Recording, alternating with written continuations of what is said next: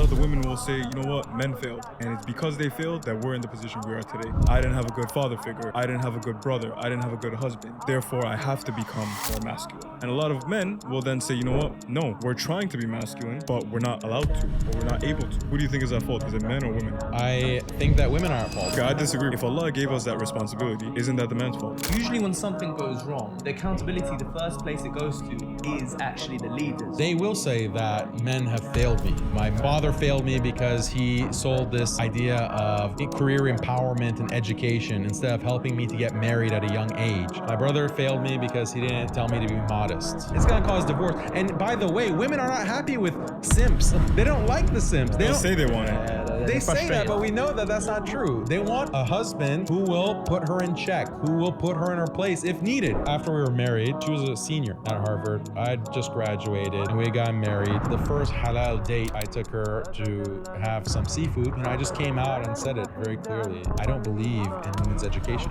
I want to know about Daniel's softer side. Persians, as a whole, tend to be known for being quite romantic. Have you ever written any poetry? I did write an entire engagement proposal in Arabic, and I had a Harvard professor, a friend of mine, Arabic professor, help me compose it to make sure it's completely, because she's Egyptian. I memorized that. It's like a whole page, and I gave them that speech. We're getting a side of Daniel that y'all have never known. He's a lover boy deep down. I've never seen this. Assalamu alaikum, my peoples. It's the Halal Bros. Today we're presenting you with Not More Muslim Podcast Bros on a podcast. And today, bro number one, we got Fayad Fit. Bro number two, we got Dan the Man. And we got one of the lieutenants, one of the generals of the podcast, bro. Today we got the one and only, the debate extraordinaire. Right off his last debate, we got Daniel Haqiqatjou. Welcome very much, my brother. Assalamu alaikum. Good to see you. Pleasure to have you, bro. My pleasure. There's a question that I want to jump into right now, and it's something that you see a lot today on Muslim Twitter, Muslim TikTok, and it's this notion that men and women are against one another. They're at war with one another. Once upon a time, at least when I look at Islam and I study it, the Prophet ﷺ came to establish unity amongst men and women that were different, but were beautifully different. And there's nothing wrong with being different. And today you'll have society telling you that, it's okay to be the same, it's okay to be one and no different. And we're in a peak, you could say, where nobody knows their roles anymore. And of course, the way that Allah subhanahu wa ta'ala has made us, we could function out of our roles. We have the ability to do so. But I think that it's disorder. And I think that it will manifest itself in arguments, divorce, and many of the diseases that you see today in the Ummah. So a lot of the women will say, you know what, men failed. And it's because they failed that we're in the position we are today. I didn't have a good father figure. I didn't have a good brother. I didn't have a good husband. Therefore, I have to become more masculine. And a lot of men will then say, you know what, no, we're trying to be masculine, but we're not allowed to, or we're not able to, by whatever means necessary. So who do you think is at fault right now? I know it's a very hot question, but who do you think is at fault? Is it men or women? Bismillah, alhamdulillah, wa salatu wa salam ala rasulillah. This is a really good question. I think that women are at fault. Let's just play it straight. Women are at fault, and men are also at fault. And I think in the future for women, when they grow older, they will say that men have failed me. My brother failed me, my father failed me. But they'll say, my father failed me because he didn't put me in my place. My brother failed me because he didn't, tell me to be modest. My father failed me because he sold this idea of career empowerment and education instead of helping me to get married at a young age. This is what they will complain about in terms of failure. And it is a failure of men who do not instill these values, these important Islamic values of modesty, chastity, the importance of marriage, being a dutiful wife, a respectful wife who obeys her husband, not instilling these values. Women are going to complain that their fathers didn't teach them how to be good mothers, good wives, good cooks, how to please your husband. These are the things that make women happy and make families successful, make marriages successful. This is the building block of the ummah. So men do have this responsibility. Now we see this trend, with brothers such as yourself, where you are talking about men taking these leadership roles. what is, the so-called red pill. It's smeared as red pill, but this is just Islamic teaching. And then the people who are opposing that, whether it's Muslim women or it's simps, they are actually fighting for the destruction of family, this destruction of marriage, and they're harming women. It's supposedly like for the benefit of women. It's actually the opposite. It's people like yourselves, mashallah, who are actually fighting for women. Even though like it seems like, oh, it's just men versus women. You want to just appease yourself. When a man says, let me just put this very clearly. When a man says, I want a wife who will cook and clean and raise my children and be a good wife, he is not only talking about his benefit. His benefit is the smallest thing, like the least thing. That is going to benefit his wife. She's going to be happier. That's going to benefit the family. That's going to benefit his children. That's going to benefit future generations. That's going to benefit the whole ummah. So when a Muslim says that, it might sound selfish, but it's coming from a place of concern for the entire ummah, for his family, for his wife. That's what Muslim men are saying. What Muslim women are saying is this degenerate feminist message that me, I want more freedom, I want more rights, I want zero accountability. That might bring you some temporary pleasure, some short-term hedonistic pleasure, but it's going to destroy not only your future, your children's future, your marriage, and the ummah and society. And that's why we see the West in such a terrible state of chaos. I can't put it any other way. So why don't we take it back a step and rewind? Let's start with some base principles, because you'll see women saying, how dare you as a man tell me how I should live my life? You don't have lived experience as a woman. You don't know what we go through. So what would you say to that? Well, I'm not speaking from my own opinion. Yeah, it's true. I don't have experience as a woman, but I'm speaking from divine guidance, divine guidance from the Quran and Sunnah. So the Prophet sallallahu alaihi wasallam is giving you these commands. Some of it is commands, like be an obedient wife. That's a command from the Quran. الرجال قوامون على النساء. Men are authorities over women, and they're supposed to take care of them and care for them, etc. Everything that's involved with being a qawam. But, that's coming from Allah. It has nothing to do with your personal subjective experience. So this is kind of like a feminist, postmodernist critique, like, oh, you can't speak on something if you don't have experience. Fine. Even if we accept that feminist perspective, we're talking about Allah, the creator, the master of the entirety of existence. He's telling you to be obedient wife. He's telling you to raise your children, prioritize the family. He's telling you, So do you respect your own creator? So, you mentioned something there about men being the leaders, right? And that's actually what I've been trying to think about a bit more lately as well. As leaders, you think about projects, anything like that at work, whether even in the army, you think about the lieutenants, people leading the team and things like that. Usually when something goes wrong, the accountability, the first place it goes to is actually the leaders, right? And in this case, I've been thinking about this, and my question then is it not then ultimately go back to men? Is it not men, us as men, or the generations of men before us, that kind of let this get out of control in the first place, that didn't spot this kind of incoming attack from like the whole kind of like liberal attack on the media and all these types of things, and they kind of let this happen when really we should have got ahead of the game and kind of cut it off? I mean, especially if you look at like the older generation, a lot of families came here and they kind of had glorified ideas about what the West was and what they were about to teach our children. And they kind of sent the children to school without really understanding what they're being taught there, what's going on there. And they kind of almost just assume that, well, they're British, isn't it? Or the Americans, they must be all right. They must be doing something right. And they didn't anticipate the challenges that their children would be faced with because they never experienced it back home. So my question, just to bring it back to that, is the first person accountable, not the men, just because, well, we are the leaders? I agree with that 100%. It does go back to men.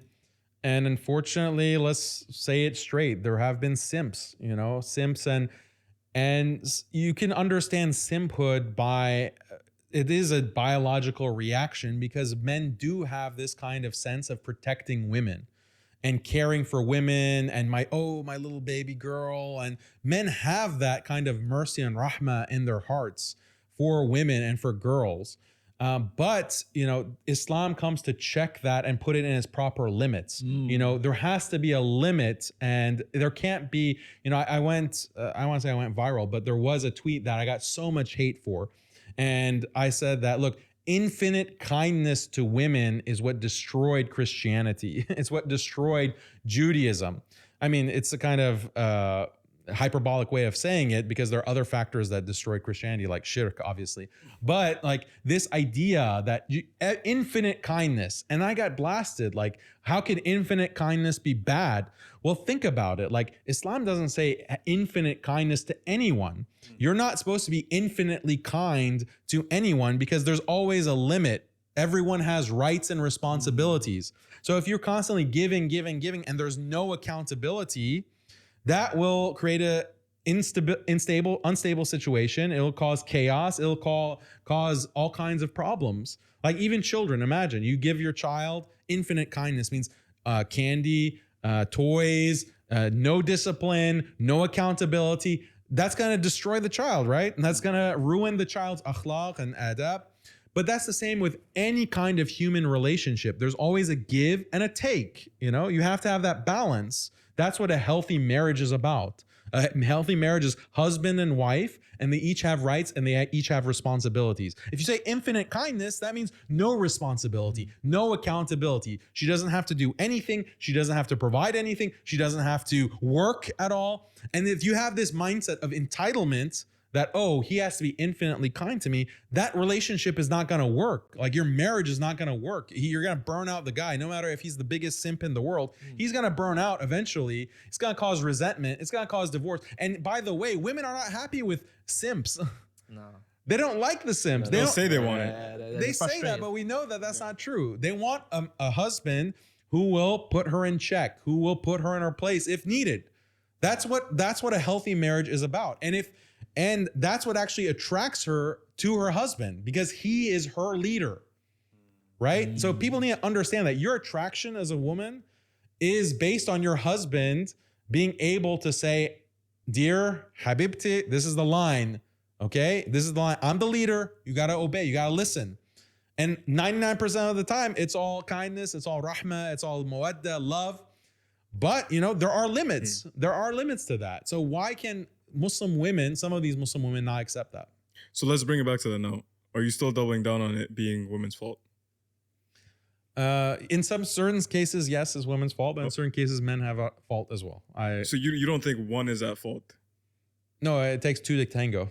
Okay, I disagree, bro. I think ultimately, it's kind of like what you were saying about the whole leadership thing. If Allah gave us that responsibility, many times I would essentially, early in my journey, when I would see women arguing with their husbands, clashing with their husbands, right? I would always see that woman wasn't produced to that degree of disobedience overnight. It was years and years and years of no boundaries, years and years of no keeping her in check, like you said. And isn't that the man's fault? Yeah, that's true. I concede that, if you are a simp, simping is a problem. We have to teach the right balance, because not being a simp doesn't mean being a tyrant. No one is saying, be a tyrant, being someone who's abusive, but how do we define abuse? Is a saying that, look, I was at work for 10 hours, I'm coming home and I expect dinner on the table. Like, why is dinner not ready, dear?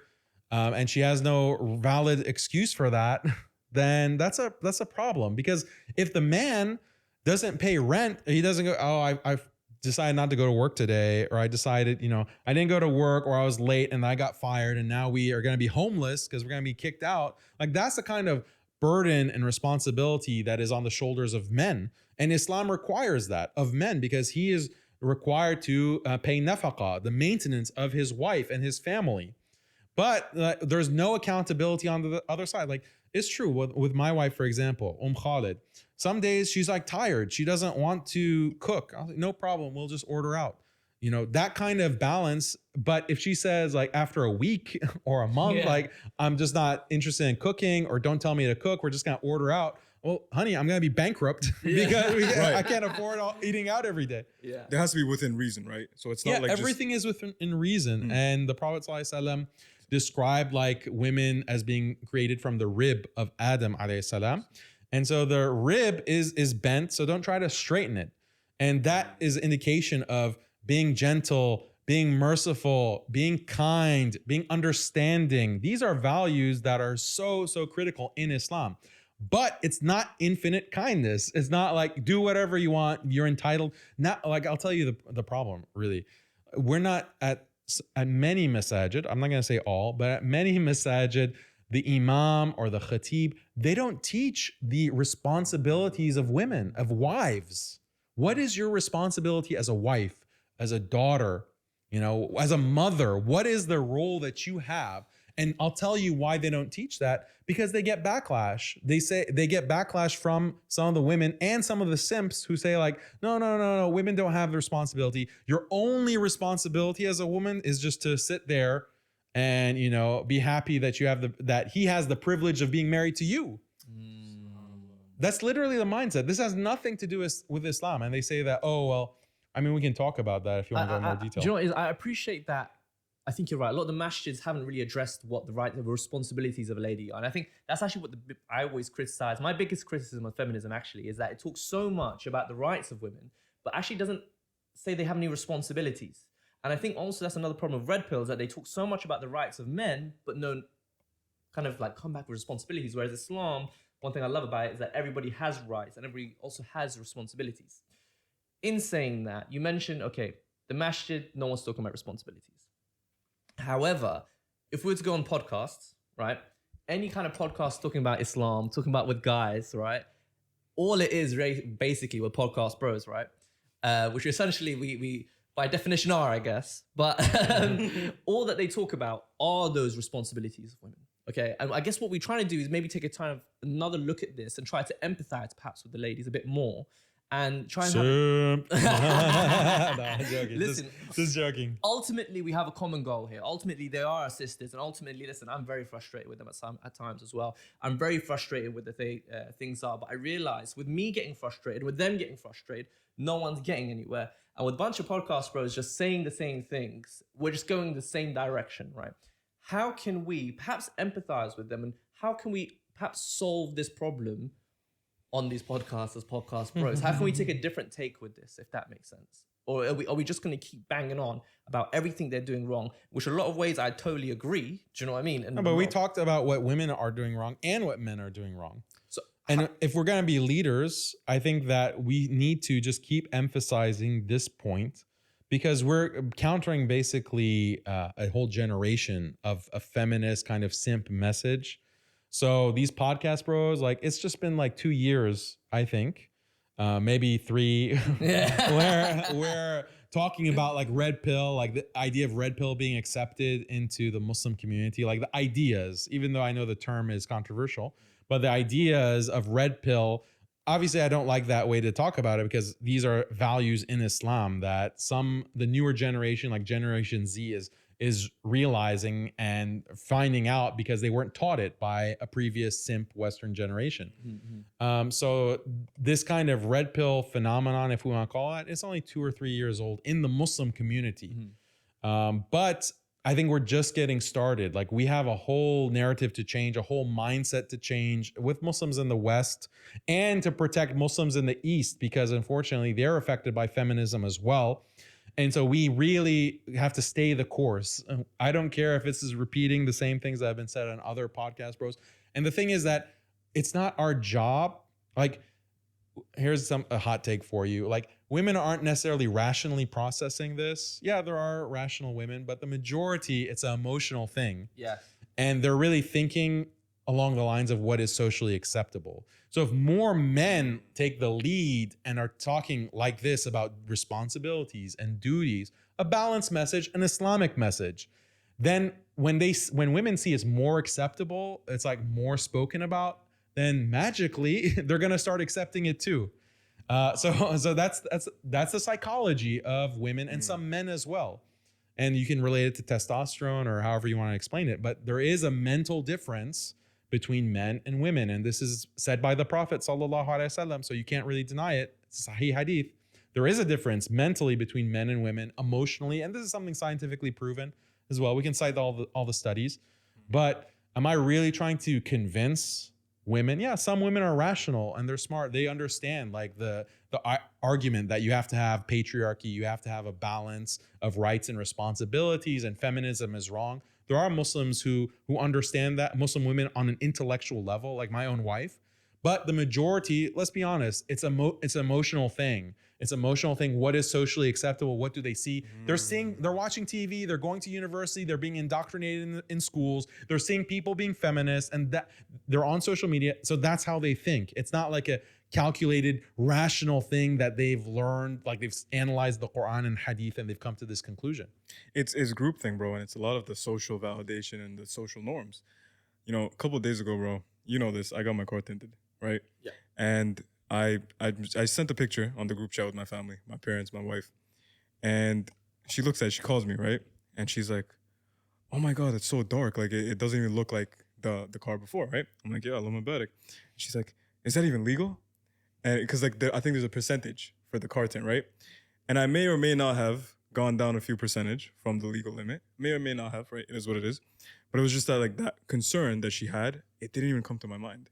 But it was like, what's gonna happen? What if a cop stops you? What if this? What if that? And I'm not telling anybody to break the law, obviously, but it's this over concern of man-made rules at the expense of Islamic rules, which I think has led to this division that you were talking about with men and women today. I don't really think men ultimately completely despise women. I know a lot of sisters watching this might disagree with that. Obviously not. Obviously not, right? I've Like, never met a man who despises women. the best temporary distraction in this dunya is a righteous woman. Now, it also goes without saying, many women, even though they say, you know, we could live without men, men are trash, this, that, and the other, they still love men. Ultimately, they still need men. And they're only saying this today because we live in a world that they don't need men for primitive survival, I guess, things. They're taken care of. Men built the world that we're walking on right now, right? Whether they admit it or not. It's not the women that are out in the front lines. It's not the women that are building the buildings and in the sewers and the coal mines, building these roads, unfortunately, by and large, right? So, and I get it. If you're looking for appreciation from a woman, you're most likely not going to get it all the time, right? That's just their nature many times. Unfortunately, though, they still need us and we still need them. Even the men that think, oh, I don't need no woman, I don't want to ever get married.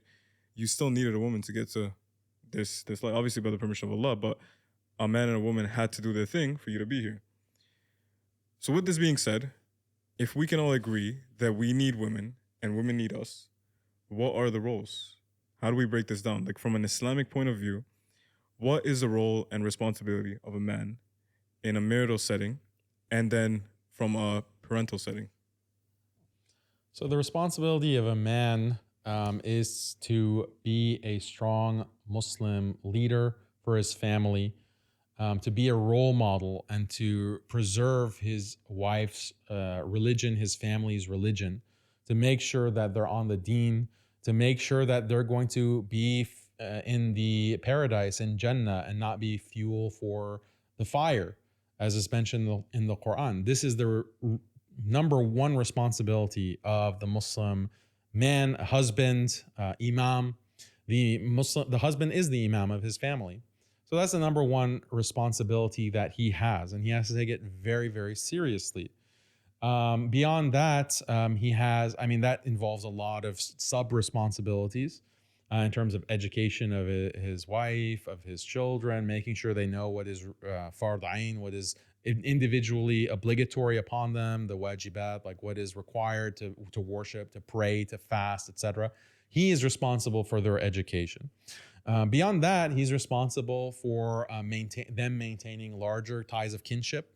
Ties of kinship with parents, for example, very important for the akhirah. You know, his wife has to have a good connection with her parents. If there's trouble, he should try to mediate that. He should try to make sure that she is taking the correct path towards being good to her parents. You know, that's actually a responsibility that some men neglect, is that, look, your wife is also under her parents. She has to be good to them as well. And are you encouraging that? Are you facilitating that to the best of your ability? Things of that nature. Then we get into issues of like nafaqah, maintenance, making sure that he's providing for her the place to live, the means of living, the food, the clothes. Is he providing transportation if that's needed, like depending on the culture or the context? This is all part of maintenance and nafaqah that the scholars have elaborated. So this is just getting into like the tip of the iceberg in terms of the responsibilities that men have. But then men have certain rights too. Like they have the right to be obeyed in, things that are permissible. So that's like the right of a leader, the concept of a leader, an imam, and a hierarchy. This is what's not being taught, unfortunately, in general, because you have this liberal mindset, the liberal West, that pretends that no hierarchy exists and no hierarchy is good. But we live in a hierarchical society. Obviously, you have a government, you have a police, you have judges. There's hierarchy in the Western system of life, but they want to deny hierarchy in your family. They want to deny hierarchy in your religious community. Why? Because they know that you have to have hierarchy to maintain order. You have to have hierarchy to maintain, this kind of thriving, flourishing. So they keep it for their institutions, but when it comes to institutions like the family, then they deny it. They deny hierarchy. No, it has to be 100% equal. We have to reject this kind of nonsense. No, you have hierarchy in family. You have hierarchy in the Muslim community. You have to, you have the imam of the community. You obey him. You obey your husband. You obey your father. This is the type of hierarchy and chain of command that's really important. It's really necessary. We have to be teaching that. And that's part and parcel of being a husband. I actually have a personal question for you, Daniel. Sure. Okay. So we're obviously talking about the role of a husband and leading and things like that, right?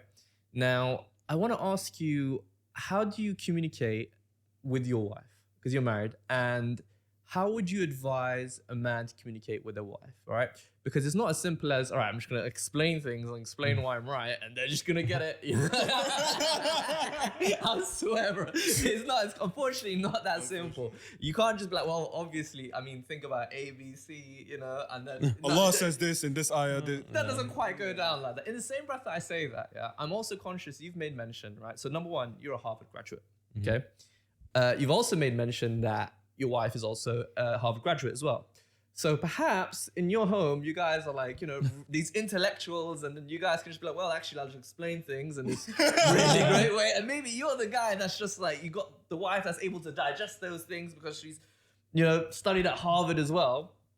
Obviously, so number one, how do you communicate with your wife? Is it very logical because you're both academics to that degree? And do you find that the Harvard degree doesn't really... Do you feel as though she's more academic at uni than she is in the household? Yeah, that's number one, the personal side of it. And number two is, how would you advise then somebody or a young Muslim man who's about to get married, how would you actually advise them to communicate with their wives? Because I don't think you'd actually tell them, go to your wife and tell her, yo, cook my dinner. This is because of this and Allah said that. And I don't think that's what you'd say. But yeah, so the personal side, and then what advice you'd give to young men? Ideally, you don't have to educate your wife on her basic responsibilities. Like, where are our standards? Like, if you want to get married as a woman, like, you need to know what your role is, what your duties are. So how can you expect to get married and you be completely ignorant? Like, so the ignorance is a big problem, and part of it is the education side. Like, some of these masajid are not properly teaching it. Some of these, what I call compassionate imams, they're not really teaching. They're teaching one side, just everything that women are owed and all of their rights, but they're not also pairing it with the balance of, well, these are your duties. So there's an education gap that if all that burden is on husband, that's not really fair. But given that's the situation of many people, how do you deal with the situation? So you asked about me personally. Yeah, mashallah, my wife is, I consider her pretty smart, above average, but she's, let's be real. she's still, female, gentler sex, we'll call it. And so she is emotional about certain things. So if I explain it, she might not agree, in the most rational terms. Like, I'll tell you a story. Like, after we were married, she was a senior at Harvard. I'd just graduated and we got married. And the first halal date, I took her to have some seafood, and she, I just came out and said it very clearly. I don't believe in women's education. And she's still in school. She was still in school, yeah. Being a Harvard, studying in Harvard herself, yeah. Yeah, being at Harvard herself. So she says later on, she told me, I was absolutely shocked. Like, what did I get myself into? I just married this guy. She had never even heard of the idea or the concept. So by this point, you're already married? Yeah, we're already married. Yeah, right. This is the first date. Yeah, okay. So I don't know. I guess I'm an edgy person. So that's the first thing I want to talk about. That's it. So, but I mean, I gave an explanation to her, and she understood kind of the logic. The explanation that I gave is basically like prioritizing education over marriage and family. Like, this does not lead to the best outcome. And women can get an education. But what is really the priority for them? And what does Islam say is the priority? Like, is careerism really the priority when in Islam you don't have the obligation to provide for a family? And the only justification that can be given for why you're going to school is like, oh, what if my husband divorces me? That's the only, like, you're basically dedicating years and years of your life to this possibility. And that possibilities of divorce is actually increased by the fact that you're advancing in a job or a career and education. That's actually making the likelihood of divorce even more, So it's like a self-fulfilling prophecy when you pursue education and career for the purpose of, oh, I'm going to get divorced, so I need to be able to stand on my 2 feet. I knew parents that got their daughters into riba loans just to go to school in the off chance that a man leaves them. Wow. And the same man that marries her is the one paying off her student loans. That's Wallah, crazy, bro. Yeah. And if they get divorced, like she decides to divorce him, you'll still be on the hook for those loans. Probably. Oh my days. So, all right, I'm going to bring it back to the question I asked you, which is, so are you telling me that when you have your disputes at home or things like that, you guys get like the whiteboard out, or you guys bring out the book? What I'm getting at, I want to know about Daniel's softer side, Like, I'm going to say something. You're Iranian, right? You're Persian, right? I'm half Persian. Oh, okay. Yeah, I'm half Persian, okay? That's where... I noticed you're refined in that way. Yeah. But Persians, as a whole, tend to be known for being quite romantic, quite warm-blooded, hot-blooded, got a bit of sweet boy, sweet talk, bring the poetry out, you know what I mean? Does Daniel have that side to him, or is because all we see of you really is this very intellectual side, Yeah. What's that? You just talk about you. What's you're a hammer, everything's a nail. That's what we see. No, yeah, that's different than, because when I'm with my wife and my family, I like to joke. I think I have a good sense of humor. I like jabbing with jokes. Like, that's how guys do it, right? Like, if you're you go with your sons. With my sons and with my wife too. And it took her a while to like get it. That's not personal. It's just like joking around. Yeah. So she's just more sensitive, and that's stupid on my part. But then she like jabs me and makes jokes about me. So it's very fun, casual. We have a good time. We have spend a lot of time. Have you ever written any poetry? Poetry? No, I haven't written any poetry, but I did write an entire like engagement proposal in Arabic. Wow. Informal Arabic. And I had a Harvard professor, a friend of mine, Arabic professor, help me compose it to make sure it's completely, because she's Egyptian. So one of the big issues with trying to get married was that, well, she's Egyptian, I'm Persian, so this can't work, Arabic. Yeah. So I had to prove, that I value Arabic, I value the Arab culture. And so, I mean, people might say it's a simp move to like have an engagement, but that's like, it's showing your love. Like, it's showing that you care, like you're invested, you respect your in-laws, hopefully your future in-laws. 100%. You have this like, and it's like a very nice proposal about how you're committed. And so I memorized that. It's like a whole page, and I gave them that speech. We're getting a side of Daniel that y'all have never known. He's a lover boy deep down. I've never seen this. I've never seen this before. This is nice. Yeah. Bro, there's nothing simpy about it, man. Mm-hmm. You gotta have some riz with your wife, man. Yeah. You gotta be a bit more sweet boy flex from time to time. Yeah, you know what I mean? Course. You gotta do like nice gestures, buy flowers, be kind. Again, I think a lot of girls watch these podcasts, bros. Yeah. Mm-hmm. Podcast bros, and I think that they think that we're advocating for guys to go home and just be like, no, listen, everything should be this way, and you should talk to your wife like this, guys, and if she don't get it, there's something wrong with her. But there's nothing wrong with you because you're following Quran and Sunnah. No, that's not what's that's being not the advocated message. Yeah. at all. Okay, I'll bring that question back to you. How should a guy be with his wife? Let's because that is actually part of Islam as well. We get taught how to be that way with our wives. Yeah, if there's an education gap and she doesn't know about Quran and Sunnah, she doesn't know about these things, you have to set like a standard. Like you have to set a baseline, rather, I should say. You have to set a baseline and in a very gentle way. And hopefully she's not too feminist to reject Quran and Sunnah. Hopefully we're not talking about that kind of disaster. But she's like, okay, she wants to read it, but she's not like getting it. She's not getting it. But you have to like continue to be gentle. And sometimes it takes years. Like sometimes it really takes years for your wife to understand your perspective. Like, but if there are big problems that where she's not doing anything, like no responsibility, she doesn't want to fulfill any of those duties, then that's dysfunctional. I don't know like what kind of, like you need to go to a qualified Islamic imam, counselor. Don't go to a marriage counselor, by the way. Don't go to like a therapist. They're gonna make problems much worse.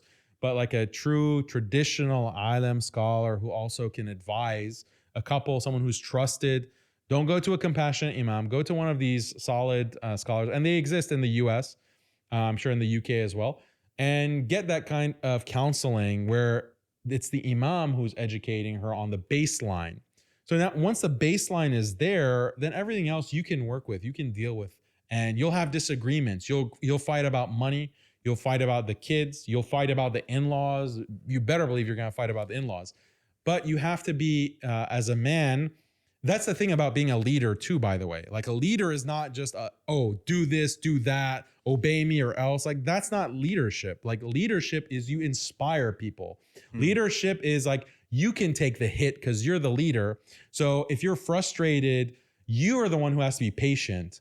If you're like upset about something, as the leader, you take the blow and you be patient. You suck it up. You be the first to forgive. You be the first to say, maybe I shouldn't have said that. I apologize. Like you're the leader. So be that role model and be the bigger person because you're supposed to be the bigger person. Don't be like a petty child. And that's in there. I mean, that's the relationship that I think is very healthy when the man does take that kind of leadership role and he is more patient. He is more forgiving. He acknowledges that sometimes women have emotional outbursts. There's an example in the life of the Prophet sallallahu alaihi wasallam. And maybe you guys know this famous story, but it's just a rivalry between his wives. The Ummahat al-Mu'min loved the Prophet sallallahu alaihi wasallam so much. So one of the wives of the Prophet sallallahu alaihi wasallam brought some food, and then Aisha like hit the plate basically, and broke the plate. So that's like showing their like rivalry. But the Prophet sallallahu alaihi wasallam was patient. He was very understanding. He didn't yell. He didn't shout. He didn't do anything like that. Right? In the hadith, it's very clear. And he didn't also say, oh yeah, no problem, just break each other's, like he said, get another plate or compensate her for that. So it's like, that's a perfect example. Like there's boundaries, there's limits, but it's communicated with kindness. It's communicated with understanding, with forbearance. Like this is the sunnah that we all have to emulate as Muslim men. I agree, bro. And see, this whole thing about women not understanding this, them just being a little bit more masculinized, right? It doesn't just spawn out of thin air. I feel like the education system has to foster a level of disagreeability in women, and especially the higher education they have in general, and the older that they get unmarried, they become more feministy in general, right? So before we even get into career women, this all starts with school. This push that Muslim fathers and mothers have towards their daughters that you need to go to school, you need to get your credentials, you need to be a doctor or in software or this or that. You need to free mix, you need to get riba loans and all this. Now, my advice to you, or my question to you, is what advice would you have for a lot of sisters that are caught in this trap right now? They will say, and this is a very legitimate concern, they'll say that I physically live under their roof. I'm threatened by the possibility of them kicking me out if I don't comply and obey. They've slaved for me enough. They're immigrant parents. They've just grinded their whole life just so I can be in school. They feel guilt-tripped by that. They perhaps don't give a lick, bro, about getting a degree about this, that, and the other. They just want to have a husband. They maybe just want to get married. what advice would you have for them to deal with their parents when they're extremely frustrated? There can be some education there as well. Maybe some of their parents don't really know like the situation with the marriage market. Maybe they don't really understand the biological window. Maybe you can appeal to them in terms of like, do you want grandchildren? Well, if I'm pursuing degrees and a career and I don't get married until I'm 30, then forget about having more than 2 grandchildren, because biologically for most women, it's not going to be possible. Or there's a lot of health risks with trying to have children in your late 30s and 40s. So, try the education route. And there's so much stuff online now, especially like because of the podcast bros. So Allah Mabarak, this is information that is going to help, because these sisters can refer to the podcast bros or to any of the imams or shuyukh that are now increasingly taking this discourse, like this awareness of even a biological clock. Like that's the level of ignorance that some people have, is that they don't even know like there's a biological clock. So you can't have it all. You can't have, oh, your daughter is a doctor or a lawyer or a software engineer, and she's gonna have, be a dutiful wife with 5-6 kids. Like people think that you can just have it all, and unfortunately some of these immigrant families as well, even if they're converts, like they've imbibed or they've just swallowed this larger discourse, this larger feminist narrative. So it has to be like education is really the solution, because when people hear the arguments, when people get the information, they get the info like, hey, there is a biological clock. Hey, there's a reason why marriage is so emphasized in Islam. There's a reason why, you have puberty, and when you're just 12 years old, 13 years old, 14 years old, and Allah has intended that, hey, you need to be in a marriage. You not wait for 15 years, wait 15 years. The chances of zina, because of the environment, because of this hypersexualized society that we live in, because of free mixing, this is a huge problem. So do you want your family, your daughters, your sons to fall into zina? Well, what are you doing to solve that problem? This is this kind of solution of, hey, yeah, just be a celibate for 10 years, for 15 years, for 20 years. No. This is torture. Like, this is abusive towards your children. Where are the solutions, right? Yeah. And just a quick point, bro. You mentioned this, and let's say you get the girl on the same team. Let's say she don't want to work. She wants to just be a dutiful wife, pop some kids, bismillah, inshallah. Have you ever experienced any fitna in your personal marriage? And if you don't want to talk about that in general, let's say with the in-laws kind of overstep. Maybe they're like, you know what? We still want you to fulfill your roles and at least work a little bit, advance in your career a little bit. You didn't come this far for nothing. Is all you want to be a housewife? Is all you want to be just a mother? You don't want to do more? You have so much potential. And she's kind of like in between. Obviously, she has to obey the husband, right? But there's this constant fitna from the parents. Sometimes a lot of the parents of the girl keep masculinizing her. Why do you always listen to your husband? Do this. You don't have to always ask for permission. Have you ever experienced that? Yeah, I've heard of people having this problem. So you just have to, manage the relationship with the in-laws. Because as far as Islam is concerned, like you're her wali, like you are her guardian. And her primary duty is towards you. Now, she has responsibilities towards her parents, of course. Her siblings, for example, she has to maintain ties of kinship. But that doesn't mean that she has to obey her parents or obey her family members. So that kind of priority of the husband has to be understood, by her. If her in-laws are not going to understand it, fine. You can't really control that. But as long as she understands it, as long as you're on the same page, as long as you're able to communicate to her, like that's the really critical thing. And try to manage the influence, because if, her in-laws they're not entitled to be with her all the time. Like maintaining ties of kinship doesn't mean like she goes and stays with them for days on end, or in a situation where they can really manipulate her against you. So you have to manage that. Can you go more into that? Situations where they can manipulate her against you. So speaking of which, Fayed Fit, where do people find good Muslim men, good Muslim women nowadays? Do they even exist, my brother? Absolutely, bro. They gotta hit up a Muslim matchmaker. Muslim matchmaker? What's that, my bro? In a time of fitna and haram dating apps, this is an alternative platform that was started by one of our closest brothers. It's amazing, bro. You meet traditional men and traditional women. I'm talking men that want to be breadwinners and women that want to be caretakers, nurturers, and hold down the fort.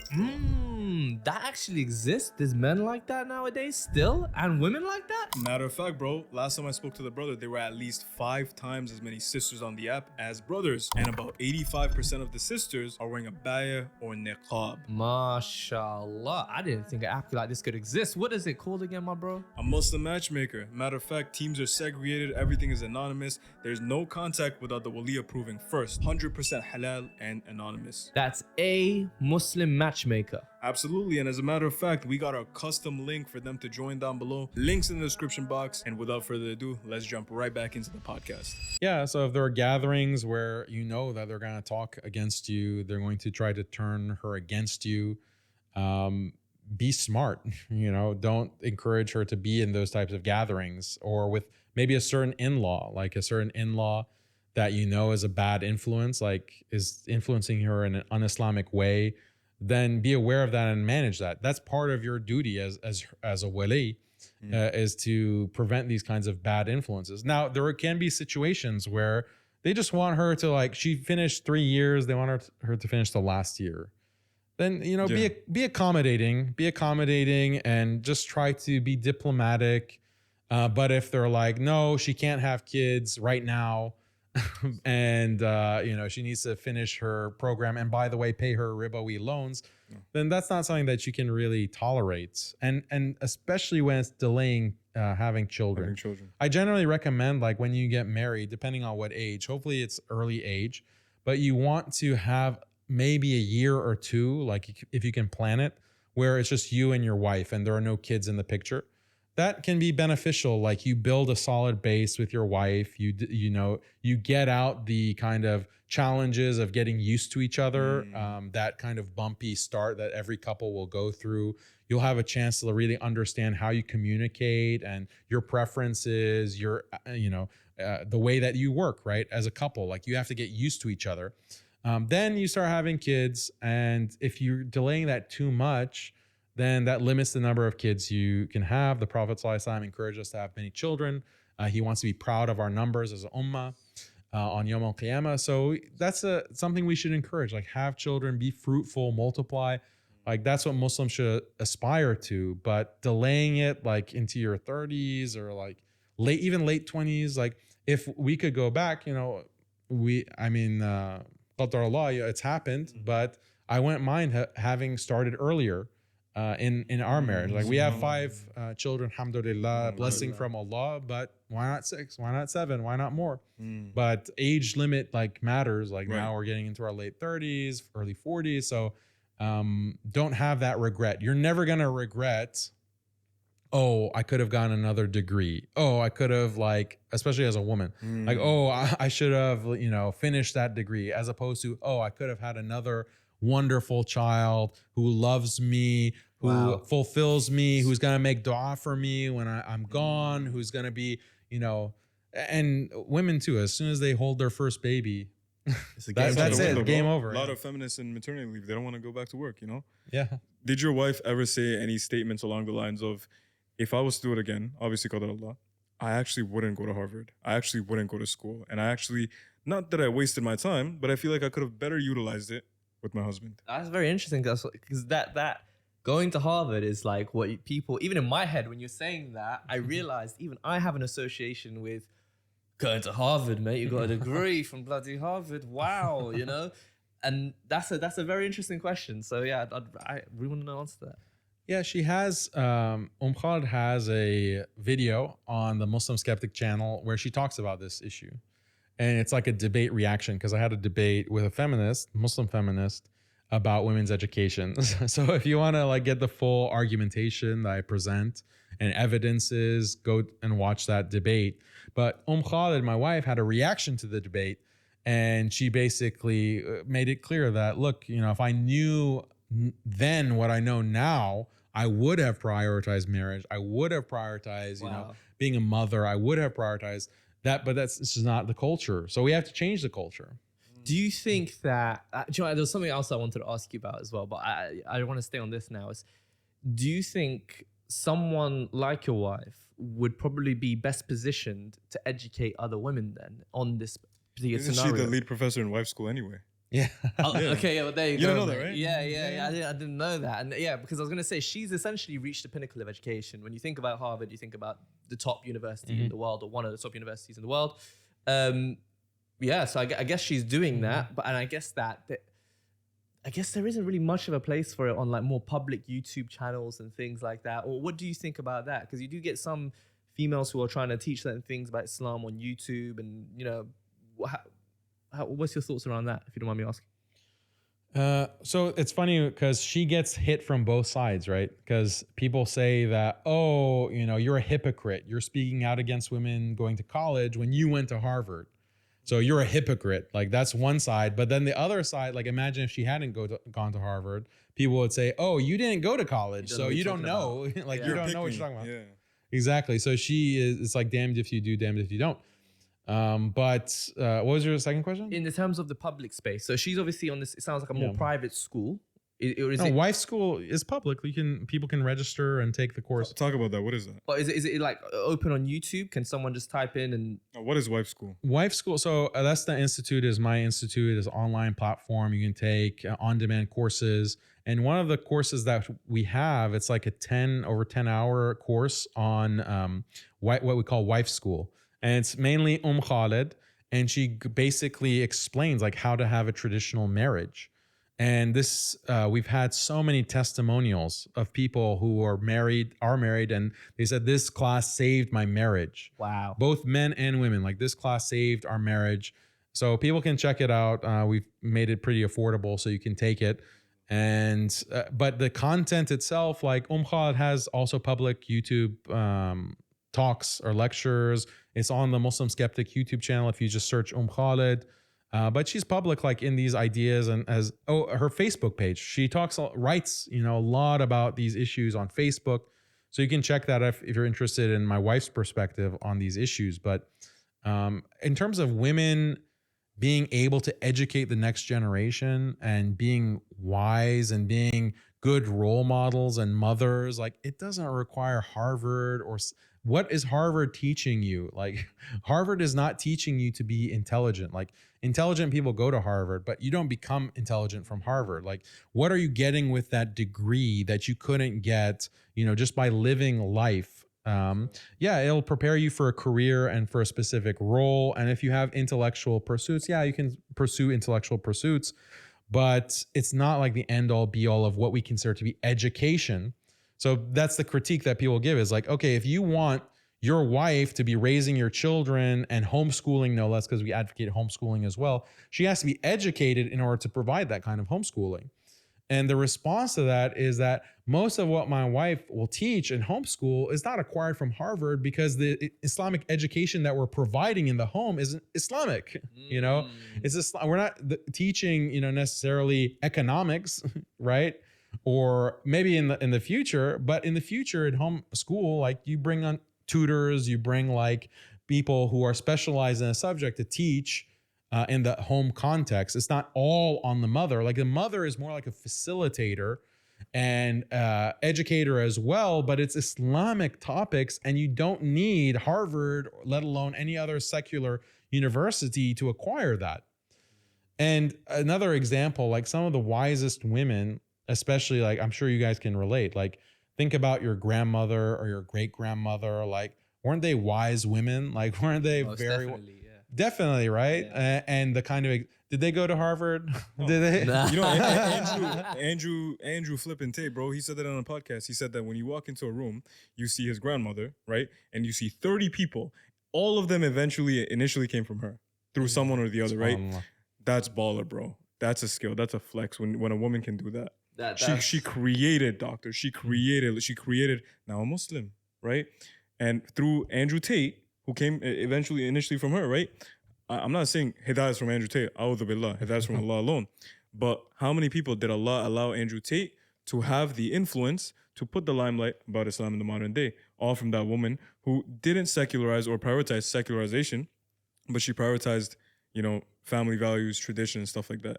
That's literally my grandma, bro. You know what I mean? Like literally didn't necessarily have a formal education per se, but our whole family regards her as a very wise lady. When we have dinner, she cooks food, and She has loads of great grandkids running around her. Even me, I'm still asking her questions. That's not about textbook things she learned at some university somewhere. It's about her life experiences, what she's learned through life. Do you know what I mean? And through her A experiences. lot of people go through Harvard and they're idiots. You know, they're so stupid. And any school, like, so having that formal degree, that's not wisdom. Like, that's not intelligence, like aql. You know, what does true aql mean? Like true, to translate it, true reason, true rationality. True reason is recognizing your Lord. True reason is recognizing Allah and submitting to Him and being a good follower of the Sunnah of the Prophet sallallahu alaihi wasallam. True reason and intelligence is understanding the truth of Islam and being a devoted slave to Allah. That's true intelligence and wisdom. And you don't need college for that. You don't need the university. You don't need secularism or a career. And the Muslim women who follow that and who believe in that, they're modest, they protect their chastity, they're obedient to their fathers and to their husbands and to their brothers. Those are the real intelligent women. They're the role models, and they become these matriarchs that you're talking about, where they have 30 progeny sitting with them, in their old age, who are all making dua for them, who are all like loving her and making dua for her and protecting her. That's so beautiful. So beautiful. But that you're not going to get that by going to Harvard. You're not going to get that by going to these, secular mixed universities and pursuing a career. That's just the lie that the West has put into your mind. Like the colonizer has told you, like, you need to be a career woman and that's going to bring you happiness. Look at the rate of antidepressant usage amongst the most empowered female generation. It's at such high levels. The drug usage, the overdose usage, the alcoholism, like all of these women in their 40s, they can't get married, they can't have children, obviously. They're drinking themselves to death. What happened? They have the degrees, they have the career, but it didn't bring them any happiness. I think they're looking for a certain accolade as well, just like some sort of title, some sort of validation of themselves through saying, I went to Harvard and I got a degree from such and such. I think that's kind of what that essentially comes down to then, I guess. Like that's a flex for a man. Yeah. Like a man, like I have this degree, I have this job, I have this salary, I have this car. Like men flex like that. Women, like I don't respect a woman necessarily. Oh yeah, you went to Harvard, great. It's a age old meme that Andrew Tate always says that we can marry a girl from McDonald's. It's like we can. To us, it's not. We don't need that. Like and I always advocate to men to be financially independent. So you get to a point where a woman coming to you with money literally adds no value to your life. And even if she can, it detracts value. But even if she can, there's other better uses for her time and energy that she can serve you as a Muslimah. Not just bringing in half the bills, if you can at least take care of that. So with this being said, I want to go a little bit more into your own marriage. And essentially, from what I know, you are the breadwinner, correct? You are the only one that is out here providing, protecting, not some co-financing stuff, right? So with this being said, how do you manage that in the 21st century, bro?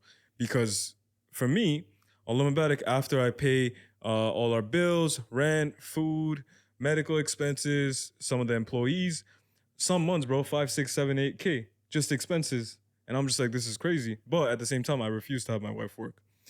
A lot of men cannot perform at this level, or they are just lazy.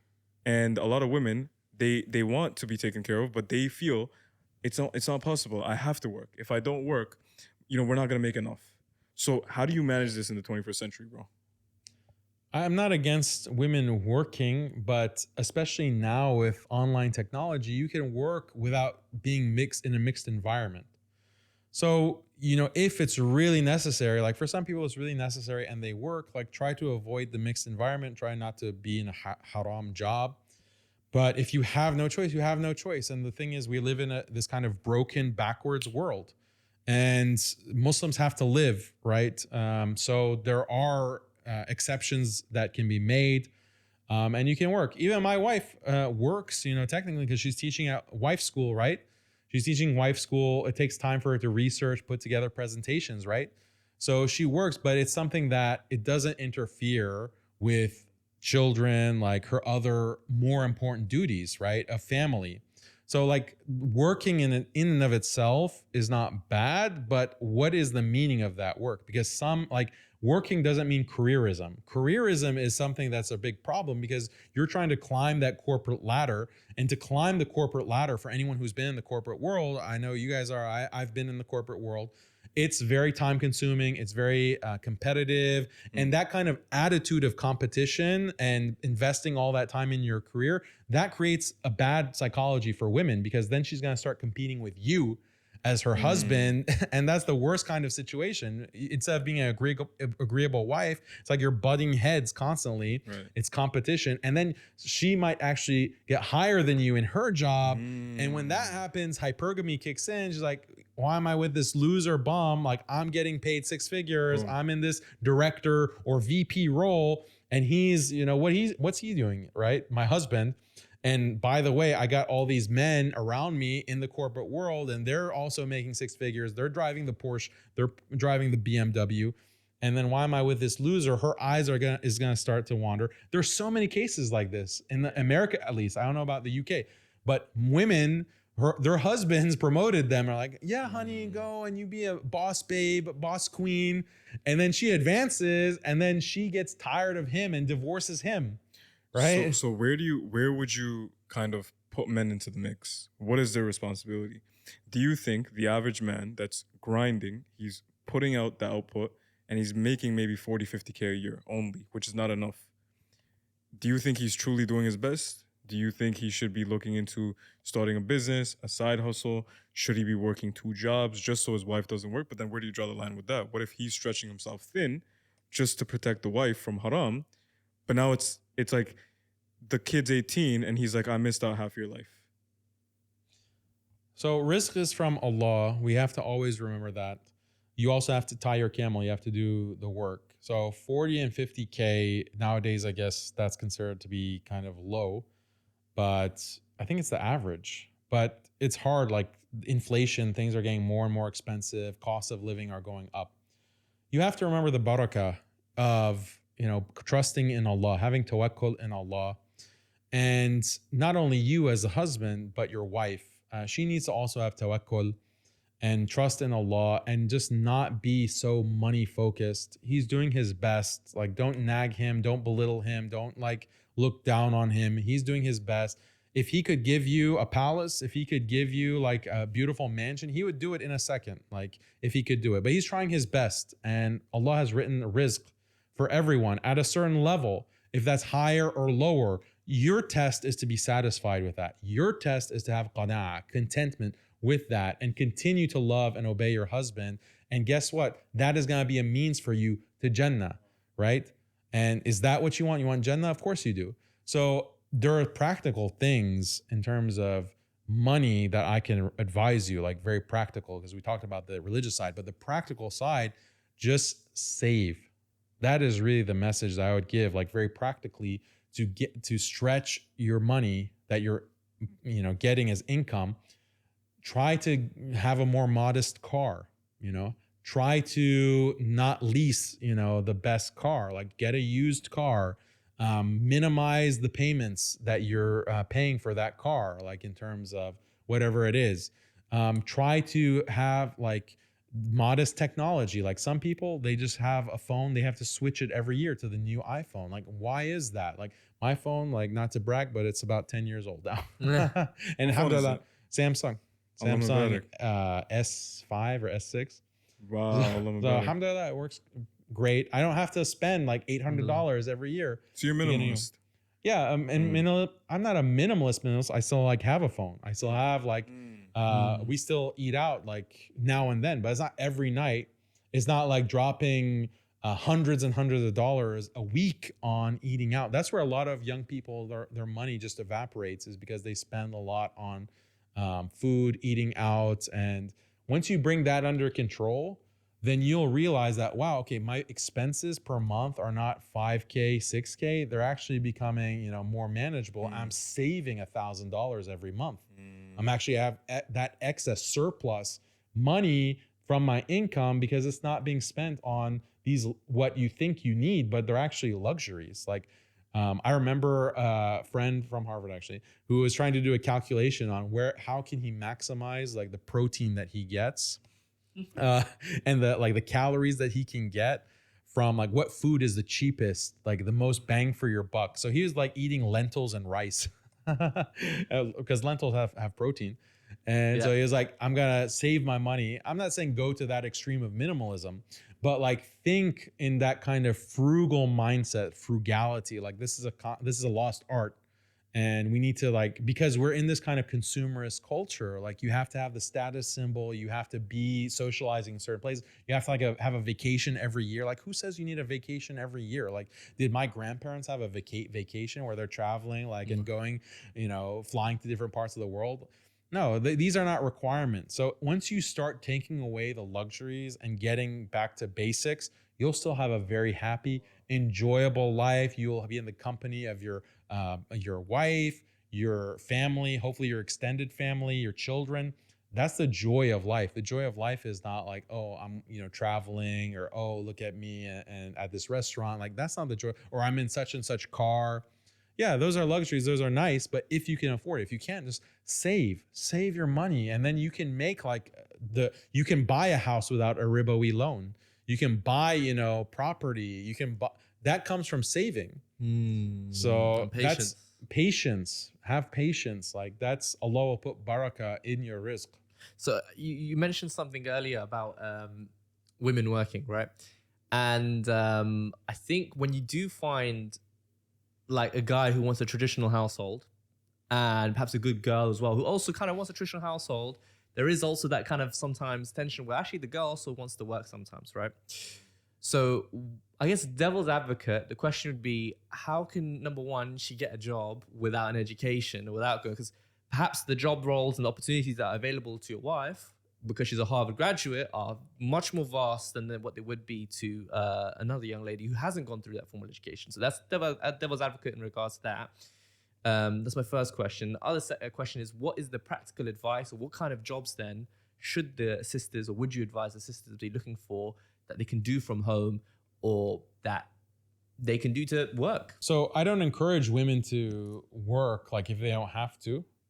Prioritize the other things, prioritize the family. The scenario that I was talking about before was she has no choice basically, or really they're trying to make ends meet. They really need the extra funds. Like what can she do? And Allah will provide. Like think about what you're gaining by not being married or not going to school or getting married earlier rather than getting that education. Like there's a lot that you benefit from in terms of having a stronger marriage, having more kids, having a better family. Like that's something that's tangibly benefiting your life that you get from not going that education route, that careerist route. Now, if you're in a situation where you then have to get a job, okay, Allah will provide. Allah will provide that. And there are many opportunities for women to work nowadays and not violate Islam. So, and there are many skills that you can learn without having a degree, like even something like video editing. That's something that you can self-teach. You don't need to have this kind of degree. And by the way, the economy is absolutely changing. So we don't even know what the future of schooling and career actually means, because a lot of these universities are going bankrupt.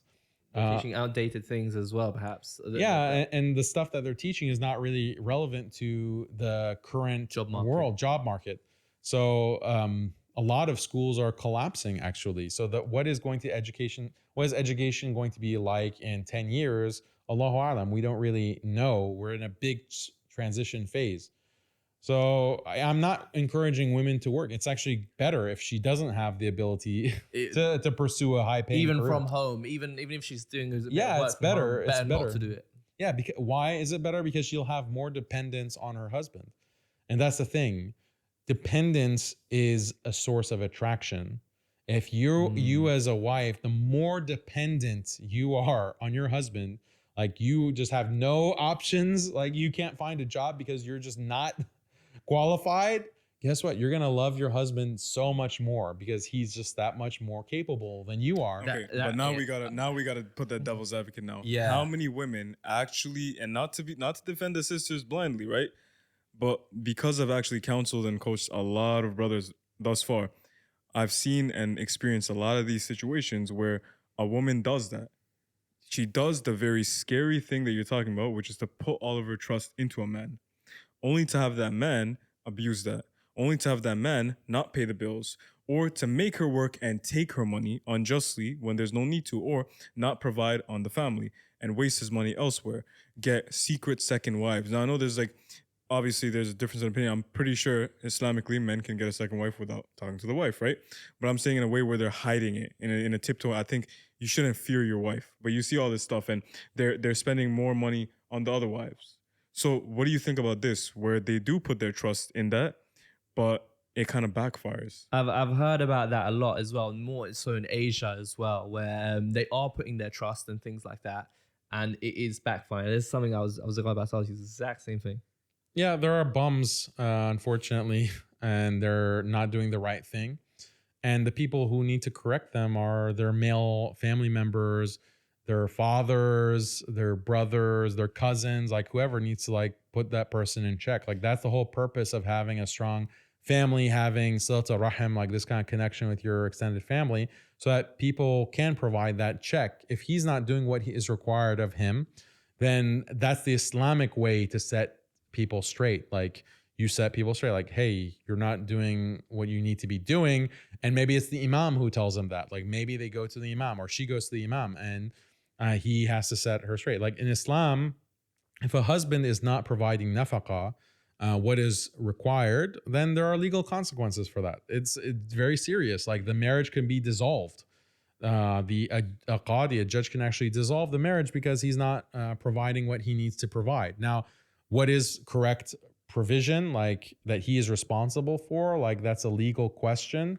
There is inflated sense of entitlement, like, oh, if he doesn't buy me a Porsche or a Mercedes, I'm not rolling in the Benz. I want a G-Wagon, Maha. Yeah, G-Wagon, then he's not providing for me. I need to go to the Qadi. No, I'm not talking about that.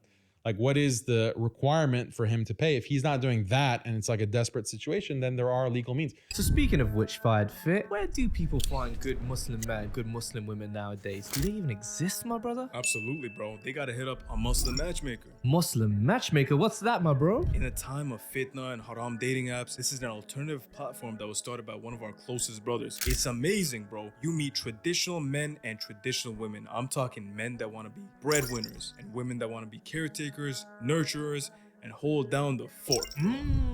That actually exists? There's men like that nowadays still? And women like that? Matter of fact, bro, last time I spoke to the brother, there were at least 5 times as many sisters on the app as brothers. And about 85% of the sisters are wearing a baya or niqab. MashaAllah. I didn't think an app like this could exist. What is it called again, my bro? A Muslim matchmaker. Matter of fact, teams are segregated, everything is anonymous. There's no contact without the wali approving first. 100% halal and anonymous. That's a Muslim Matchmaker. Absolutely, and as a matter of fact, we got a custom link for them to join down below. Links in the description box. And without further ado, let's jump right back into the podcast. Why I can't really sympathize with women when they bring up this objection or this complaint about husbands being deadbeats, why I can't sympathize as much is simply that the legal system in the West and in many Muslim countries are just so feminist that you can easily go and divorce basically your husband and take everything from him or almost everything.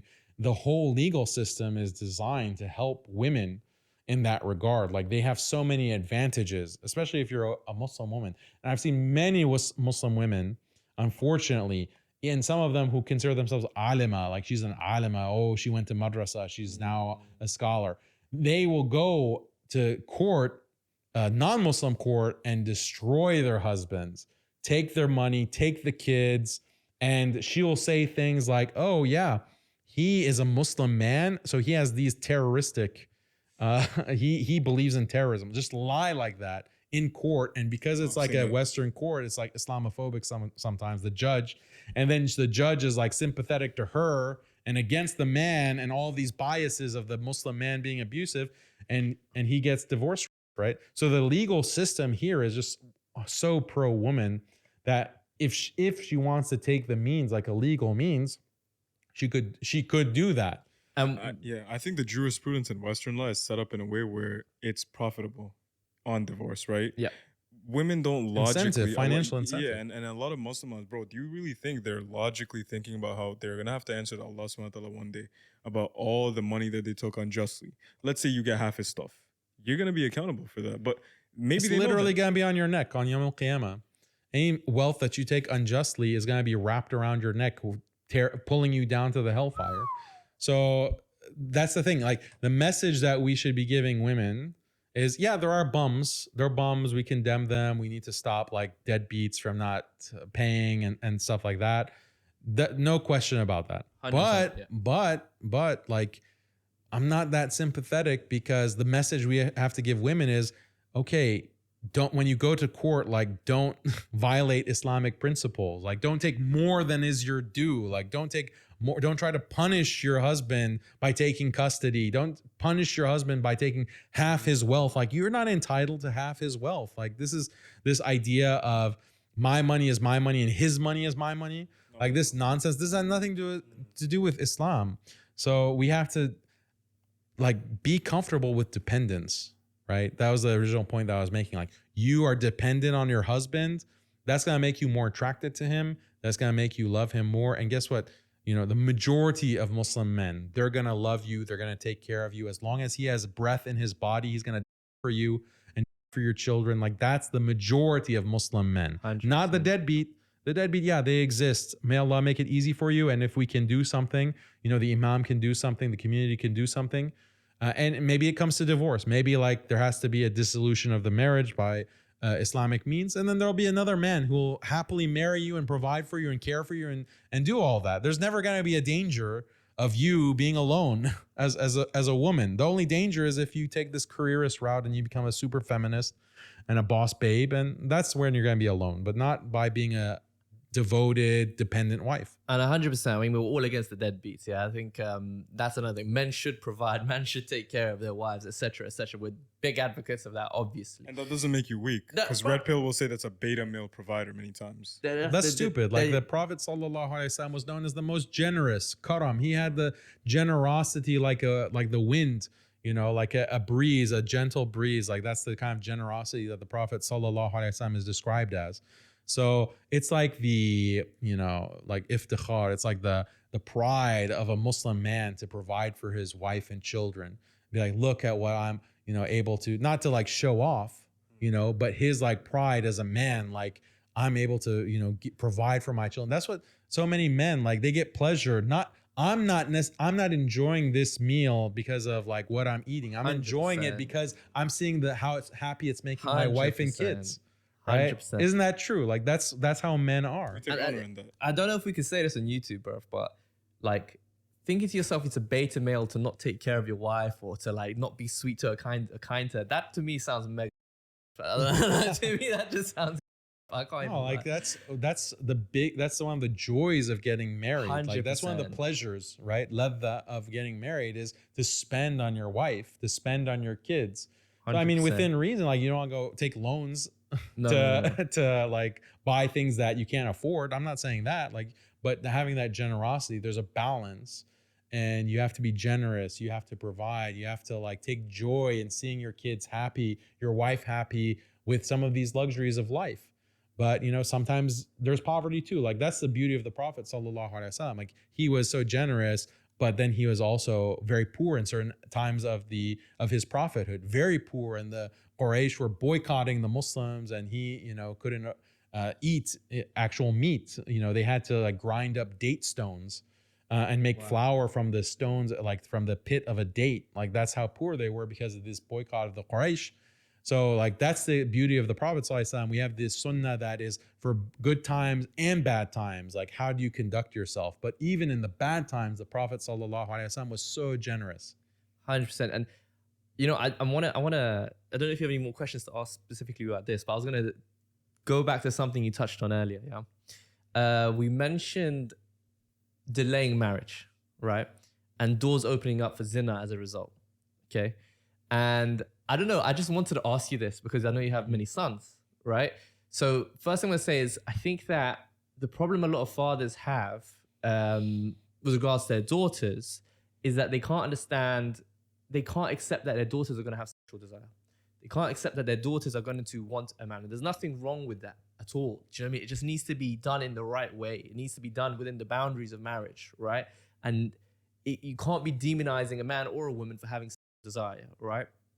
But one thing I wanted to ask you actually was, so the idea of a father, his daughter getting a boyfriend, that's like a nightmare situation, right? He can't fathom it, yeah? And like make his brain pop, lose his mind, you know what I mean? Many bad things worse than that have happened as a result of men hearing about their daughters doing that, or God forbid, things like that. You have 4 sons, 5 sons? 5. What would you say? I don't know how old they are, but let's just say they're 16, 17, 18, yeah? What would you do if you found out one of them had a girlfriend? Would you be upset? Would you be cool with it? High five? Or would you lose the plot? How would you respond? Or is it a double standard because of sons? Yeah, that's the question. Yeah, I'd be upset. I'd be disappointed. I'd be angry. But let's be honest, like if it was a daughter, it's much worse. You know, it's a daughter. So let's be honest, like there is a double standard. It's equally bad, like it's equally a violation. But when it's the daughter, like there's just more at stake. Like that's just the kind of the preciousness that comes with a daughter, and the preciousness of just women in general, as opposed to men. Men, you know, this is a reality of biology. Like men are disposable to a certain sense, because you can have one man and, you know, he can basically have many children with many women. But that one woman, she can only carry one child at a time. So she is much more precious. Her chastity is much more valuable to society, to the future of the ummah, than a man. Like if a man is not chaste, that's also evil, that's bad, and we condemn it. But like from a biological perspective, it's just not the same value that the chastity of a woman has. And this is why, because of this biological reality, you have patriarchy. The whole idea of patriarchy comes from this difference, biological difference between men and women. And this is how Allah created men and women and society. And this is how Allah wanted it. So, I mean, that's a long answer to the question, but. And I always tell this on podcasts. I've gotten canceled on the 3 Muslims for saying this before, that I genuinely think that a woman's sexuality is more important than a man's sexuality. And I'm going to explain it. I don't mean that if a woman does zina and a man does zina, it's different. No, it's the same thing. It's still zina, right? Because Islamically, the punishment is the same. It's the same, right? But Islamically, a man can be promiscuous, not in the adultery zina sense, but in the definition of promiscuity, which says multiple partners, in that sense. A man in halal can have multiple bodies, right? But a woman cannot without divorce or widowhood. So when or in Jahiliyyah being a Zaniya, right? But, you know, may Allah allow us to overcome these things in Jahiliyyah. I'm not saying it doesn't happen. But I am saying if it does happen, inshallah, we can fix our things. But what I'm trying to say is, as a man, you could have multiple bodies without a Jahiliyyah, without divorce, and without widowhood. So for a man to have multiple bodies or just multiple women and sexual experiences with them, it's not as bad as a woman. And I know this is going to be very controversial. I know a lot of sisters hearing this will have an issue with it. But the reality simply is that if a woman has had multiple men in her life, intimacy-wise, it's extremely unlikely that it's through permissible means. And even if it is, then it's through divorce, which then it begs the question to all men intrinsically, why did she get divorced? We have alarm bells. Even if she's absolved from it, we still wonder these things. And sometimes future behavior is predicted by past behavior. And then, not to generalize, if it's widow, sure, she's absolved from that completely. I don't think, unless she did something to her husband, God forbid, right? But for a man, no. What if a man just has multiple? So that's why a man's sexuality is not the same as a woman's sexuality, in my opinion. But what do you think about that? Yeah, I don't know why women are offended. Like chastity is like such a commodity for women. Like she's a virgin, or she's, you know, that she's this innocent person. Like that brings a lot of value. But with a man, like if that were the case, like you know, women would be more attracted to younger men. But it's not necessarily the case, you know. So it's just a biological difference. And you know what's crazy, bro? I've heard Mahdi Tijani say this on YouTube, and I heard Asim Al-Hakim say this on YouTube. Mahdi Tijani said, you know what? Men want virgins. We don't want single moms, this, that, and the other. Right? I'm not saying we agree with him. I'm not saying we disagree with him. I'm saying this is his take. Sheikh Asim Al-Hakim from Saudi said the same thing. He said that the Prophet ﷺ said to a Sahaba, why don't you marry a virgin? You know, I will be proud of my ummah that can reproduce and have, you know, great numbers and are fertile, right? Mm-hmm. He said this in an authentic narration. And he said that, and Asim Al-Hakim, word for word in the video, said, let's be honest, men just want inexperienced women. And we can have experiences, we can teach them, we can mold them, you know? But when he said it, there's no issue with that. So why do you think when some YouTubers say certain things, the mob comes for them, but then when other YouTubers say it, it's like, oh, it's okay. This person said it, or Sheikh so-and-so said it. So it has to be, you know what I mean? Yeah, it's a double standard, but everything that we're saying is based on Islam. So it's not some kind of red pill culture or something coming from some red pillar. So it's not controversial.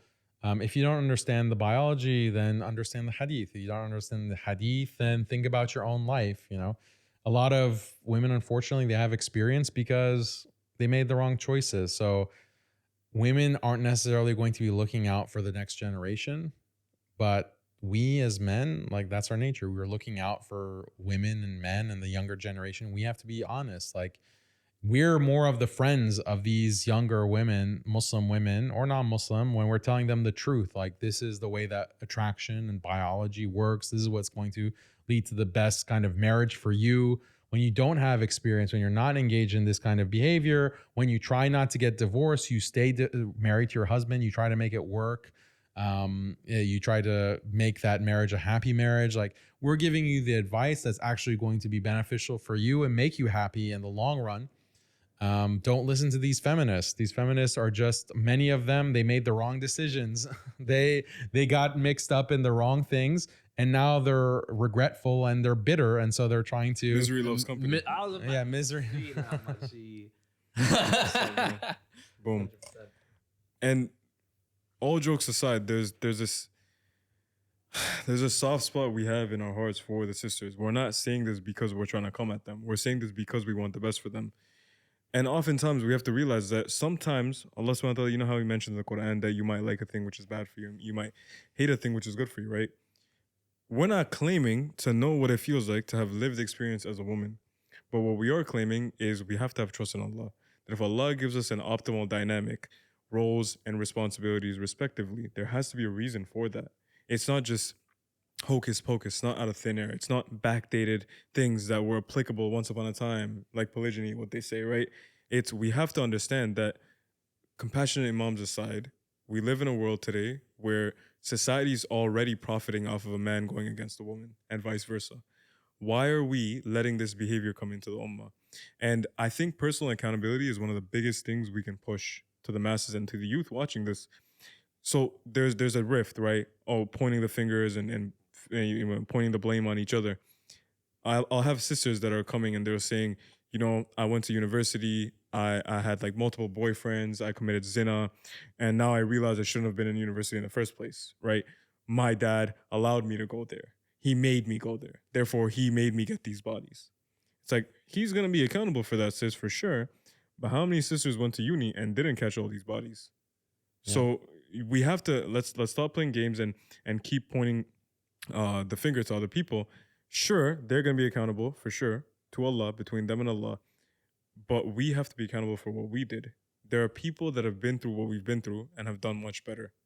And there's people that have been through the same and done worse. It's not like a Muslim woman who went through Jahiliyyah. She has like these bodies, as you say.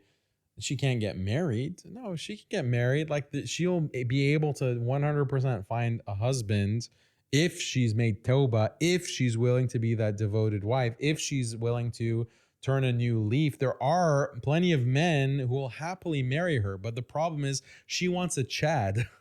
She thinks, okay, I have all this experience and I'm still entitled to Chad. I'm still entitled to get the guy with the 6 figures, the 6 foot, the 6 pack. Like 666. I'm sorry, you know, you can't have your cake and eat it too. Like you made your choices. It's not like you're gonna be alone for the rest of your life. You can find a very loving and devoted husband, but is he gonna be a Chad? So like that's the entitlement factor. Like you did all this and you want to chat and you're not getting it, so you're crying and whining about it and blaming men. Like this is not correct. This is delusional. Exactly. And they're in denial of many of these nuances in certain marriage dynamics. You got a sister, for example, Reaver, or a Muslimah, born Muslimah who had a Jahiliyyah. She's been through all this experience. She's formed a contingency or a conditioning between arousal and getting off to certain types of men. And because of that, she needs a certain type of treatment in the bedroom. And because of that, when she gets with Abdullah, who let's say is a virgin and completely inexperienced, the marriage is not going to be, I'm not going to say intimacy is everything, but intimacy is the glue that holds the marriage together. And a lot of these imams and shuyukh today, they'll be completely negligent on this. They'll say, you know what, she's made tawbah, she's, her slate's clean. No one's denying her slate's clean. But now to say that there will be no ramifications or repercussions on a marital or intimacy point of view when she gets with the next man in halal is foolish, bro. We have to be completely cognizant of this. She needs to make sure she finds the right match. I think as well. Like if you are that lady, and yeah, by all means, God bless you. You know what I mean? You've made tawbah. You're clean slate now, alhamdulillah. For you, I think it would be a bad decision to then go and marry a young virgin boy who has no experience with women. And yeah, I think that would be a bad decision. And speaking of like finding that right match, this is a wonderful point to mention. The sponsor of this, we started an app, a marriage app, right? No, I'm just playing. We didn't start. we don't want to be known just to another marriage app. Obviously today there's too many of this, and I made a video on Fayed Fit about this very recently, about this trend of un-Islamic marriage apps. I know you made one too. And we're not going to name drop any of these apps in particular, but unfortunately this is the extent or the depths that women and men are resorting to. Halal hookups, obviously, as you see. But this being said, I do want to segue now into more of this predominant masculinity crisis that you see today. A lot of men, unfortunately, they think it's okay to split the bill. It's okay to just always let her decide and be indecisive. Obviously, as we know, women find decisiveness and leadership extremely irresistible and attractive, right? However, many Muslim men, unfortunately today, or men in general, are just very indecisive. They don't know what to do. They don't know where to go. They don't even know where to eat, bro. And they just can't make decisions without their wife approving things first. I know breadwinner men that need mommy's approval to make big boy purchases, bro. I kid you not. And unfortunately, this is the reality. But it's as severe as that, and as less severe as, let's say, always asking her, do you like this? Do you like that? Do you want to go here? It's not, I'm not going to say it's unimportant to ask your wife if she enjoys your marriage or things that you guys do together, but she needs a leader.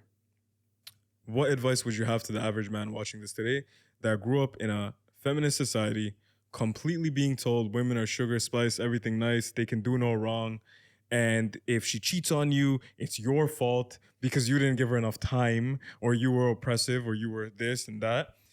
What advice would you have to this man that finally is waking up? I want to throw one more thing in there as well. With this modern society, they kind of try to hide the fact that actually women are very emotional creatures and that you need to deal with them and take into consideration while communicating with them. For the young men, I know, for me growing up as well, I felt like I understood women to be equally as logical as men. You can just have that conversation. You have this very logical conversation. You come to this, debate and, very civilized conversation, come to this logical conclusion. And that's actually not the case. That's another thing that's a lie that's kind of sold to men, where they kind of get married and they find out the hard way that actually no, women aren't quite. It's not your mate. You're not going to sit down and have a chit chat. And it's so easy to then jump to the other end of red pill now, where it's like, I've been told about this. It's all a lie. There's some truth in this, so let me just go all into this. So just in general, bro, masculinity, what do you teach your sons? What message would you put out there for the boys? Again, the primary message is to follow the most masculine role model man, which is the Prophet sallallahu alaihi wasallam. And there are so many details of his life in the seerah that you can take everything you need to know about being a man, being a husband. Huh? Could you tell us some? Yeah, so I mentioned a lot of examples already about the example of the Prophet sallallahu alaihi wasallam, his leadership, his generosity, his treatment of his wives. This is a kind of thing that you take a course for. We have a course, wife school, that you can go. It's for both men and women to understand what traditional Muslim marriage is about. And it brings evidences from the Quran and the Sunnah to make sure that you understand this is not something we're making up. It's not something from like the red pill industry. This is something from Allah and His Messenger sallallahu alaihi wasallam. So when you look at the Messenger sallallahu alaihi wasallam, he would also consult with his wives. He would consult with Salama, for example, in some very critical moments too, like prior to the Treaty of Hudaybiyah, when the Muslims were going to Mecca and the Quraysh would, from Medina to Mecca, and the Quraysh block them and stop them from completing the pilgrimage. This was a very critical moment in the seerah of the Prophet sallallahu alaihi wasallam. So the Prophet sallallahu alaihi wasallam did consult with Salama, which was one of his wives, and she gave him, key advice, saying, shave the head. Basically, you shave the head, and everyone's gonna follow you, because the Prophet sallallahu alaihi wasallam, this is a very tense situation. The Muslims, the Sahaba, wanted to fight. They want to go into battle with the Quraysh, but this is not a battle that they were in a situation to win at that time. Like, they didn't come with all of their weapons. And then you have the Quraysh that are just fortified, basically. So the Muslims want to fight. They want to finally teach the Quraysh a lesson. But the Prophet ﷺ knows that that's not a good idea. And so he consults with his wife, and she gives him the key advice. Like, okay, just lead by example. Like, one of the important rituals is to shave the head after you complete the Hajj. So then do that. And so the Prophet ﷺ did that. And then that kind of broke the tension. And then it kind of satisfied the Sahaba. They also followed his lead. So this key advice came from consultation with your wife. So, and there are other examples where obviously, of course, the Prophet ﷺ is making a decision, and he's not necessarily consulting his wives in those situations either. So this is the balance of the Prophet ﷺ, and we can learn a lot from that. Like in my personal life, I consult with my wife in things that are going to affect her, that are going to affect the kids, that are going to affect the household. I need to get her input. She might see things from an angle that I haven't considered. And other things, she might not be the best person to consult, because maybe it's a more emotional thing and she can't handle it emotionally. So I know my wife, and when you know your wife, the Prophet ﷺ knew his wife, so he would go to some of them for some things and others for other things. Like, that's a part of love and affection. You know the personality of your wife. I consult on important things, and I get her input. I respect her opinion. Ultimately, I'm the responsible wali. I'm the guardian. I have to make the decision. I do make the decision and ask Allah to guide me and to protect me. That's all it takes. I hear what you're saying, and I'm only 26, so I haven't had as much experience as obviously you with your multiple kids, Allahumma barik, and big family. But I can see the diplomacy in wanting to not go into either extreme, asking your wife or consulting them for things that will involve them, and you gotta get their opinion, get their feedback. Sometimes, bro, women just have a better touch for some things than men. For example, like decor, right? Me and Dan, we checked into an Airbnb yesterday, 2 days ago, and we were just like, bro, come on, what is this? This host didn't put this, didn't do that. Like, female Airbnb hosts are the best. They'll make sure everything's here. They'll stock it up because again, feeling, right? They're all about that experience. That's why I think when you're selling a house, get a female stager, one that's going to stage the house a little bit better. The vibes. And obviously, this is a side thing, and it's very important. But then the other extreme is not good either. Where it's like you don't either think her opinion is valid at all, so you don't ask for anything, even things that would involve her, to the point where, let's say you are now bringing your brethren home, right? After a night out, you don't tell your wife to cover, you don't give her a heads up, right? And you just show up with the boys, right? That's one extreme. But then you got the other extreme where it's like you're constantly asking her for every little thing, permission. Who's the wali of who? I'm sorry, bro. This is reality, right? So this being said, I'm sure we understand this now. As a woman, in terms of femininity, do you think that that's something that women have to work on? Or do you think that if the men in her life get their masculinity in check, it naturally blooms and blossoms into something that she doesn't have to train herself in? I think that if she has she can develop the right mindset by following his lead, definitely. I see examples of that. When the man decides to do things the right way, then she follows suit. But she can also be more open to it and be more gentle and try to encourage him. Because ultimately, the success of the marriage, she's not going to be happy You know, she might think she's happy being the boss babe and telling him what to do, but her attraction to him is gonna continue to decrease, and it leads to divorce. So I think that's pretty understood. Like, no, I don't think any woman wants to be in that situation where she's bossing her husband around. I've never. I mean, there are examples of that, but all the ones that I think of ended up in divorce. Here's one thing that I've been thinking about this for a while, and I wanted to get actually both of your inputs on it. You're in a sitting with a woman. You've done your part in advising her kindly. You've done your part in abandoning her in bed. You've taught her about Islam, masculinity, femininity, Allahumma barik. Maybe everyone sees your points as valid. Yet she just does not want to comply. I know it's an exception, but I see many of these cases where men are actually genuinely that guy. And there's no other way to put it. But their woman perhaps doesn't see them as that guy. Maybe they've been together and maybe they were a good amount of time in the beginning of the marriage where it's already done. I know it's in the past, but he was too weak too many times, one too many times. Or perhaps someone from the external, outside of the marriage, is putting stuff in her brain, telling her, oh, don't do this, don't do that to your husband. So for whatever reason, she just can't be a good girl, a good Muslim, a good wife. What's this man to do? Because we're not going to advocate divorce in, willy-nilly. But what is he to do? He's tried everything. He's getting frustrated. Somebody else, other women today would see him as that guy. He's very tempted to just start something fresh with somebody else. But he has a history with her. He has kids with her. What does he do? He needs to go to an authority, go to the imam, go to someone that she is going to listen to, someone who has a religious authority, because I mean, at the end of the day, if you did your job and married a woman, wife who is religious, that's the advice of the Prophet ﷺ. There's a reason the Prophet ﷺ said that there's 4 reasons that you marry a woman, her beauty, her lineage, her wealth, or her deen, and choose the one with deen. That doesn't mean the other factors are not important, but the deen is the most important thing. Exactly for this reason, that a religious woman, even if she doesn't want to obey you, she fears Allah. And because she fears Allah, then she's gonna obey you and be, the good wife. So you need that taqwa, you need that fear of Allah.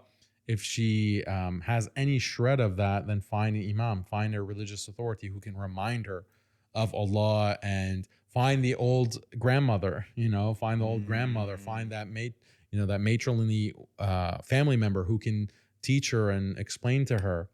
That's what you can really, that's all you can do, really. But why do you think women need to hear it from the horse's mouth? Why do you think they need other women to tell them that? Why is it so difficult for them to listen to it from a man sometimes? No. I noticed that with my own wife. Sometimes I'll tell her something and she'll say, yeah, someone else will tell her the exact same thing and she accepts it from someone else. I think that's just human nature. Or it's maybe female nature. I think they probably think that you just don't get it because you're a guy, and if a lady's saying it, she can empathize and understand me a bit better. No, it doesn't even have to be another lady. It can be like her brother. Yeah, it can be like her uncle. Yeah, that's a good point, mate. So yeah, I mean that's the way that you work with it. But sometimes there are irreconcilable differences, unfortunately. So if something can't be resolved, then you have talaq, and 100%. Sometimes that's better, even for kids, because being in a very difficult marriage, it should be the last resort, obviously, after you've exhausted every other means.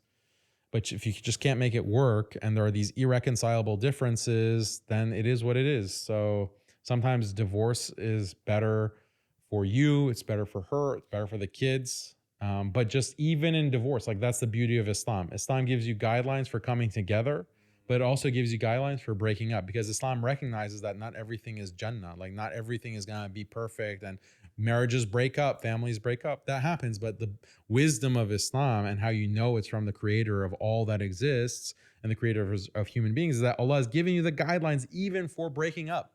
How to do that with ihsan, with goodness and with excellence, itqan. 100%. I think you were kind of mentioning going down the road of following like the Islamic steps of when there's like a big disagreement or you're really displeased. And unfortunately, the end of those steps is actually talaq, it's divorce. Obviously, I'd say just follow the steps, and when you find yourself going down that road deeper and deeper, go and get counsel from someone else first. But don't be rash. Don't just jump to like a divorce. Boom. No, don't do that.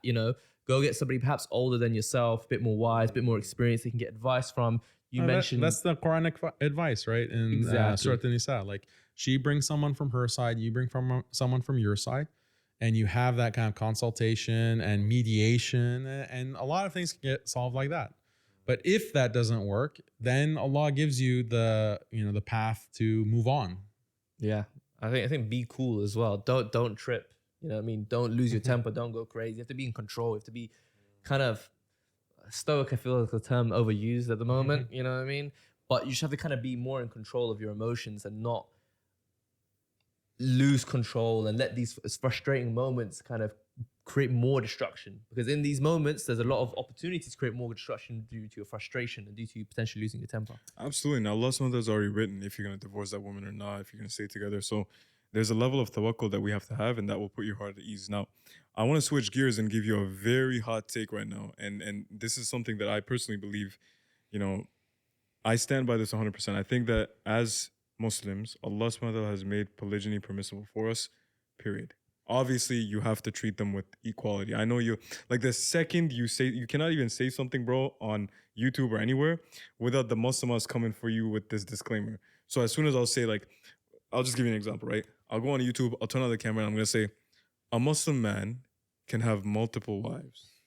Right away, you're going to see them coming by the flock saying, oh, but they have to treat them equally. Oh, but this. It's like, sure, sis, we know. No one's saying not, right?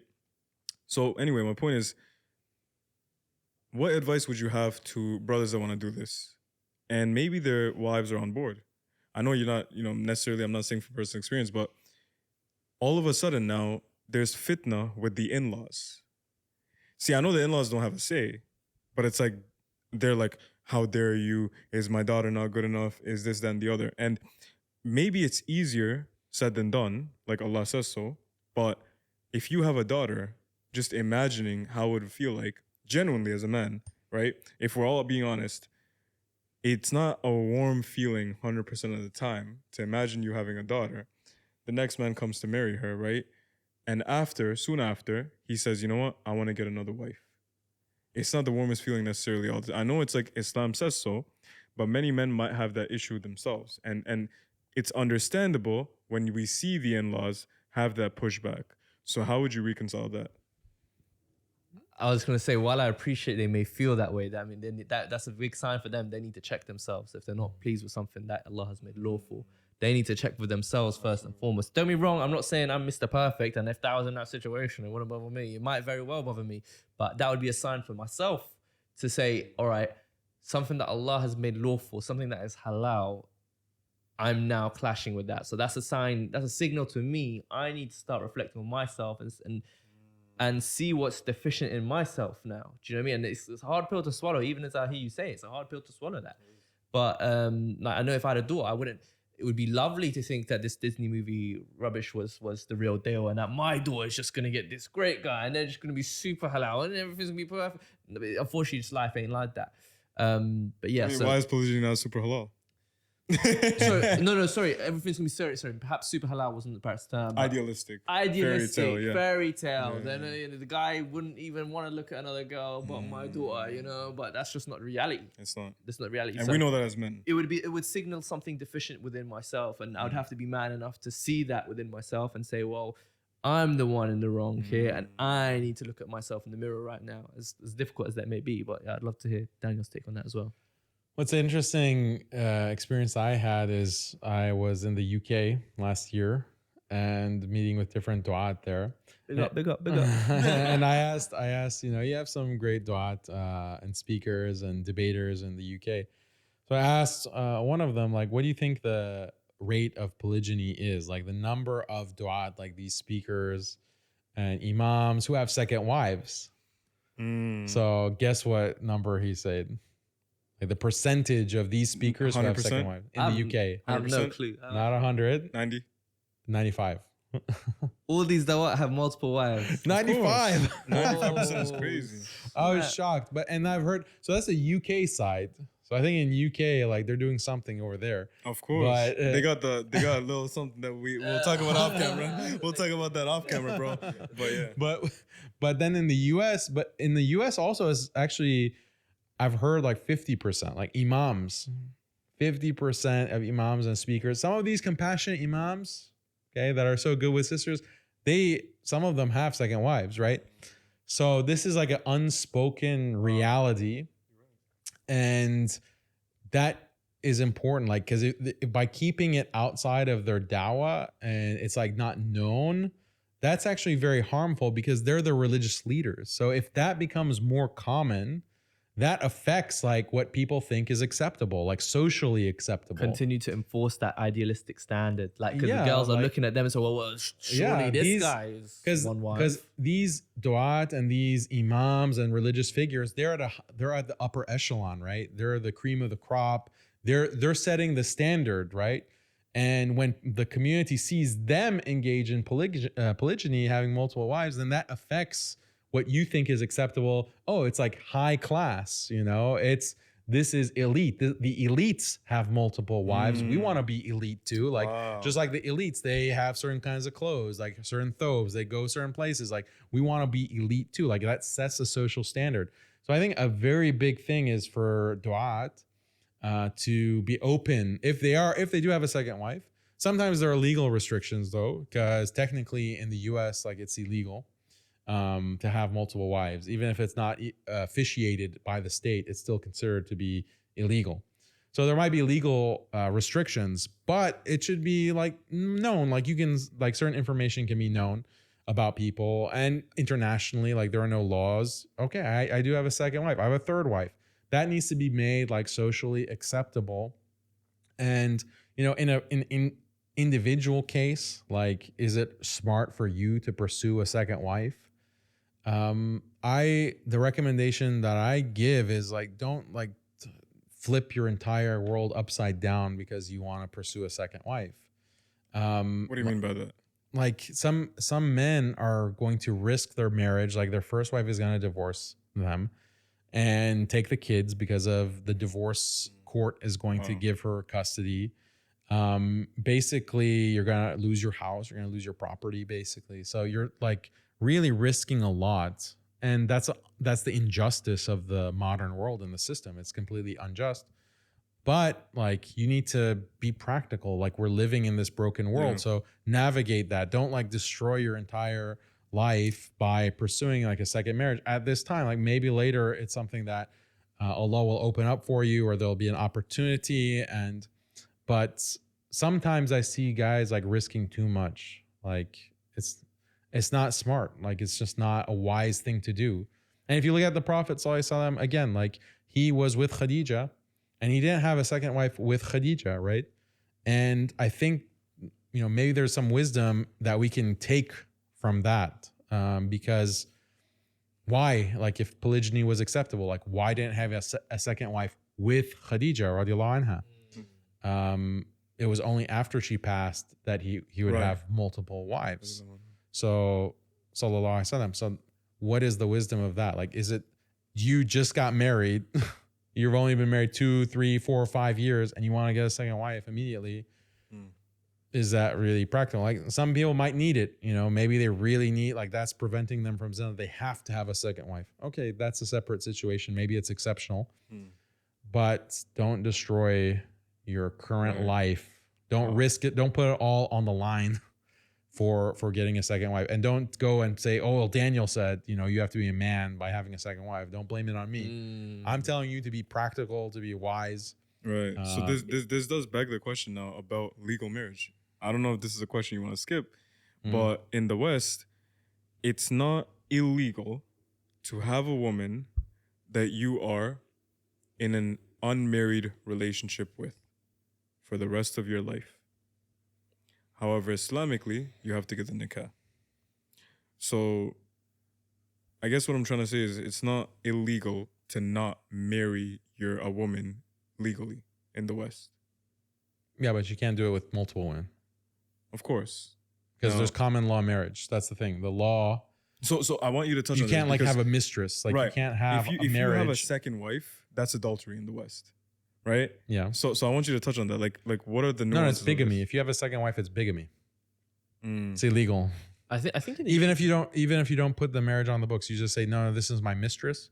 I think in France, maybe the law is different, maybe some of the European countries, but in the US, they close the loophole. Like, so some Muslims think that, okay, I just won't register my marriage. Like I'm with she's just my girlfriend, you know, as far as the law is concerned. This is my girlfriend and this is my side piece.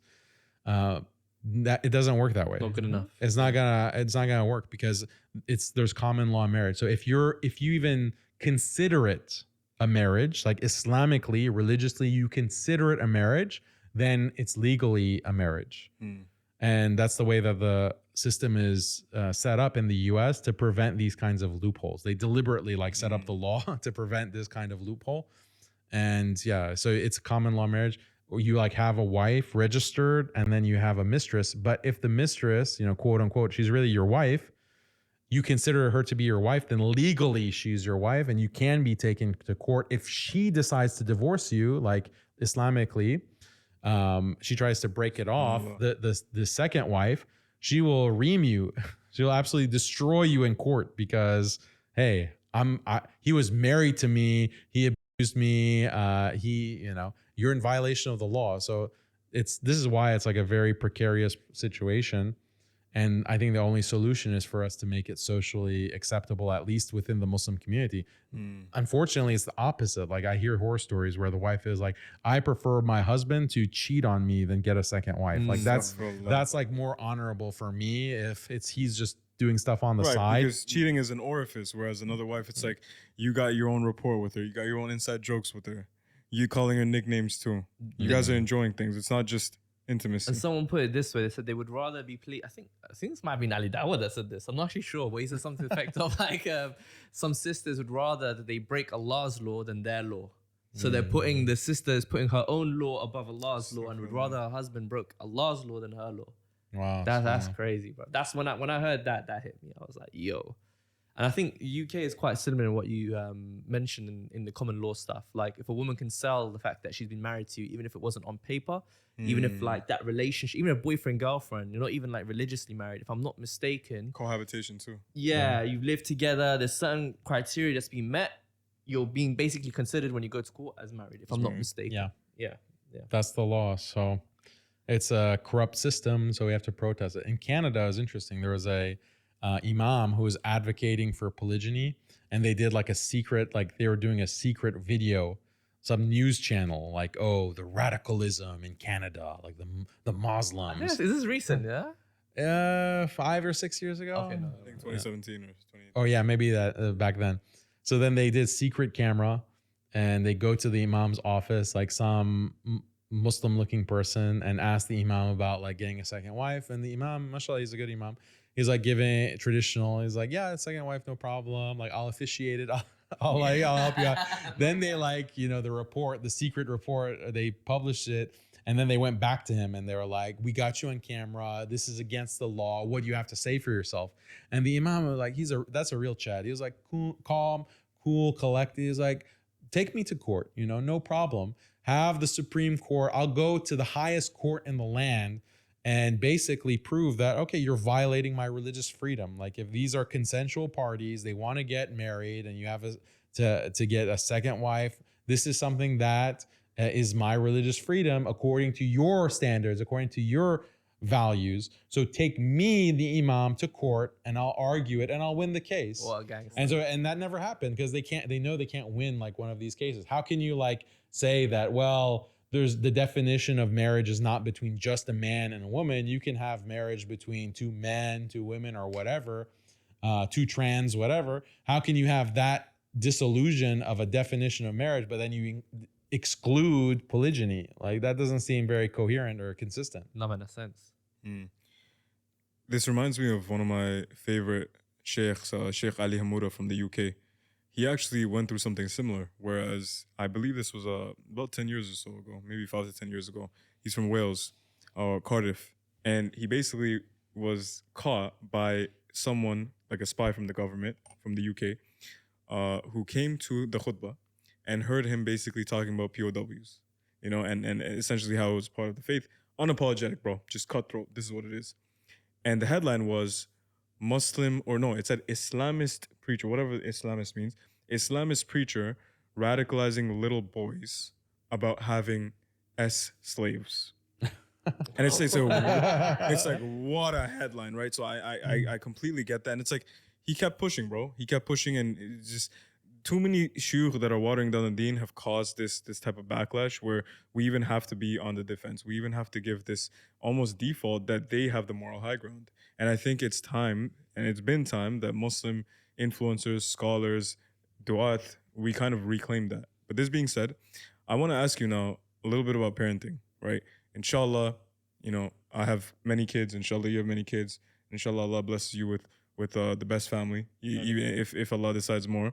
But I do want to ask you, with kids, fatherhood is something that a lot of men don't have experience with, myself included. It's something that, when we have the world figured out, perhaps let's say in terms of making money, perhaps in terms of our basics in deen, in terms of, social connections, networking, that type of stuff, we feel like we have an element of competence in these things. Whereas fatherhood, it's like you can't really experience it or learn unless you experience it, right?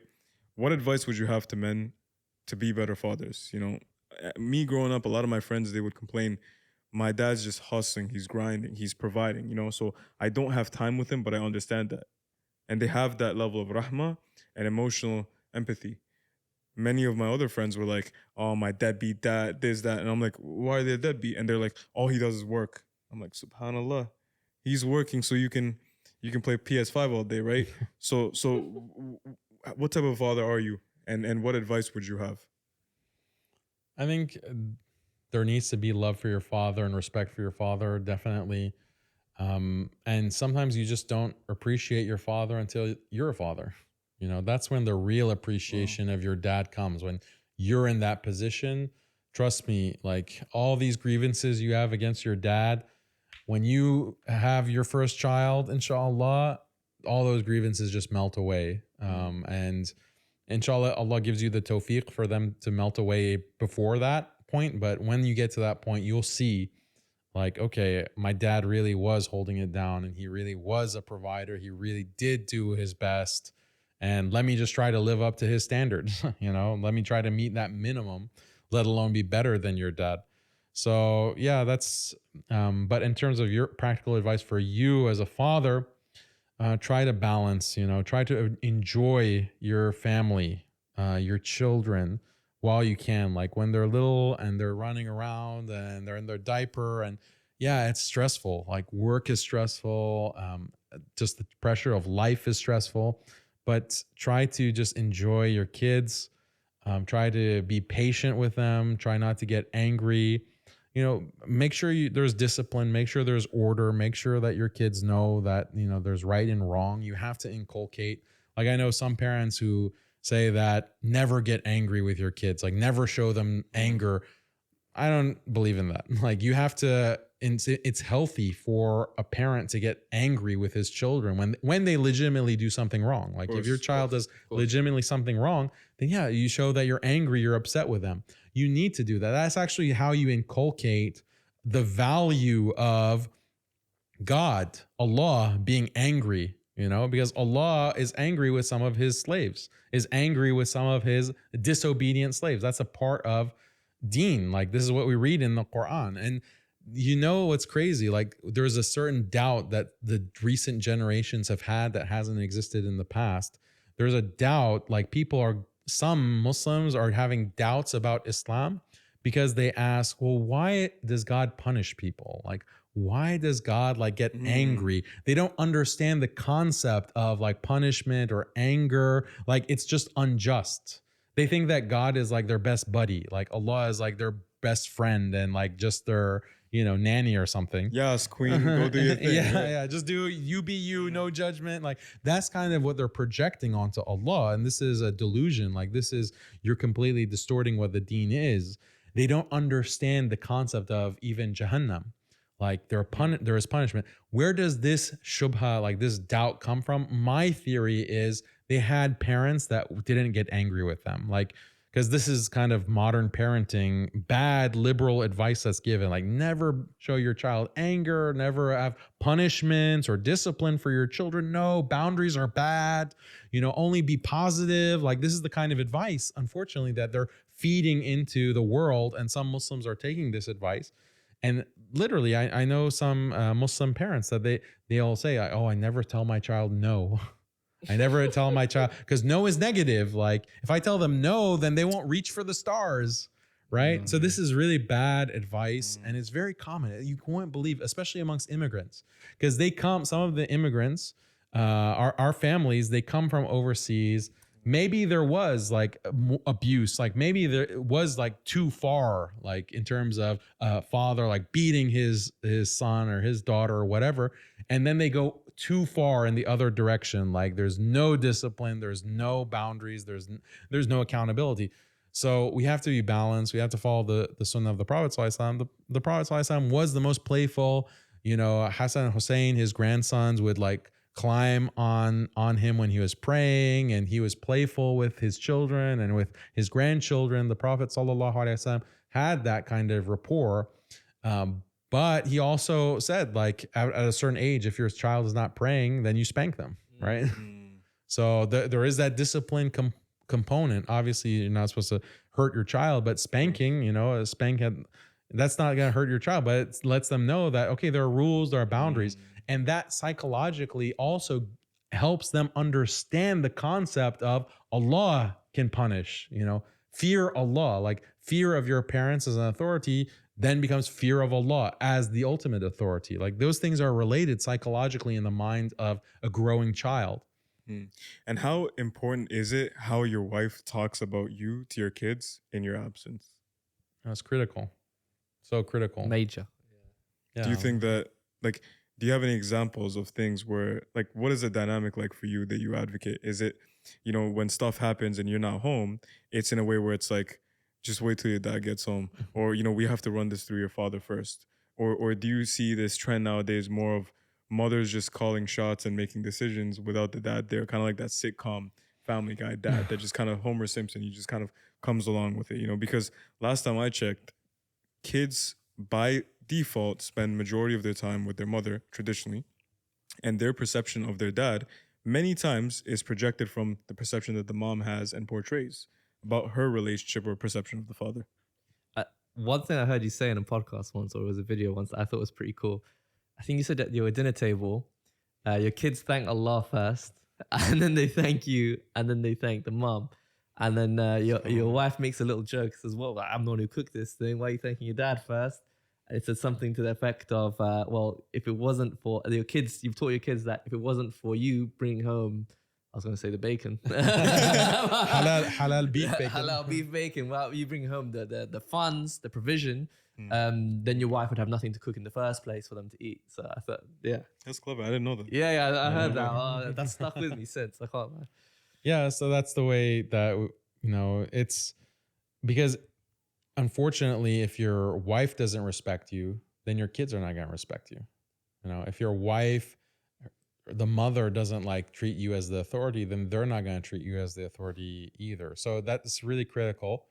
And in terms of appreciating the father, like this Homer Simpson mentality, like this is a disease. Like men shouldn't be treated like this, and they should demand not to be treated like that. So the husband should be seen by the children as the authority. So hopefully your wife is not undermining your authority.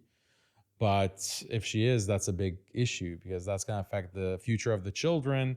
And then also, there was an example that you mentioned about The dinner table. the dinner table. No. Lost the train of thought. Me? Yeah.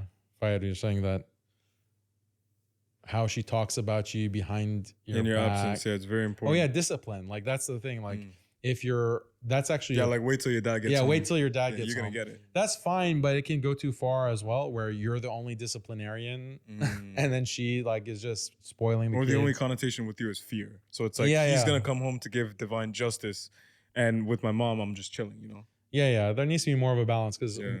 the mother needs to also set rules and boundaries and discipline. There's consequences. She might not be at the same level as him, or vice versa. Sometimes the mom is more of a disciplinarian. There's no problem with that. Like the husband is still the authority. Like he's still, but like you can play good cop, bad cop between you and your wife with the kids. It works. Sometimes you're the good cop. Sometimes you're the bad cop.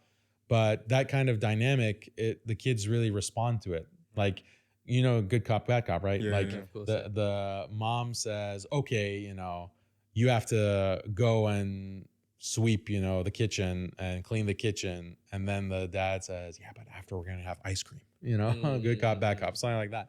Or, oh yeah, you should listen to your mom, like do what she says, but then we'll have ice cream, like, or vice versa. Like that's healthy. And that does create a really nice relationship dynamic. Allah Mubarak, bro. Do you think, and I know, okay, so first of all, you've publicly said how many sons you have, right? So it's not like something I'm just airing out. So you have 5 sons, Allah Mubarak. That is what, 0.5 to the 5th exponent, the percentage of you, the probability of you having that in a row. 5 sons, very unlikely, Allah Mubarak.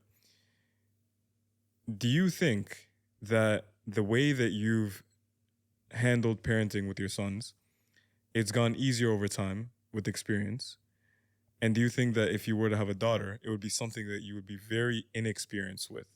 Or do you think you've kind of grown up around women, seen what they're like, studied enough intellectually, academically, and you know, it's like walk in the park? He's investigated the female mind for Yeah. many years, and he's finally able to crack it now. Yeah. Honestly, I've thought about it, and I think it would be hard. I'd have to really switch gears because I don't think the same kind of methods that work with sons work with daughters. So, and you know that she would be a princess, so that's the danger. Being too much of Daniel Haqiqatjou caught with empathy. No, I'm playing. Yeah, no, it's of course because it just like you said, the same. It's like, and I want you to touch on that, bro, because you sometimes you're here, you know, building leadership and doing things, empowering men and women. Talk about the difference that you use with both. So speaking of which, Fired Fit, where do people find good Muslim men, good Muslim women nowadays? Do they even exist, my brother? Absolutely, bro. They gotta hit up a Muslim matchmaker. Muslim Matchmaker, what's that, my bro? In a time of fitna and haram dating apps, this is an alternative platform that was started by one of our closest brothers. It's amazing, bro. You meet traditional men and traditional women. I'm talking men that want to be breadwinners and women that want to be caretakers, nurturers, and hold down the fort.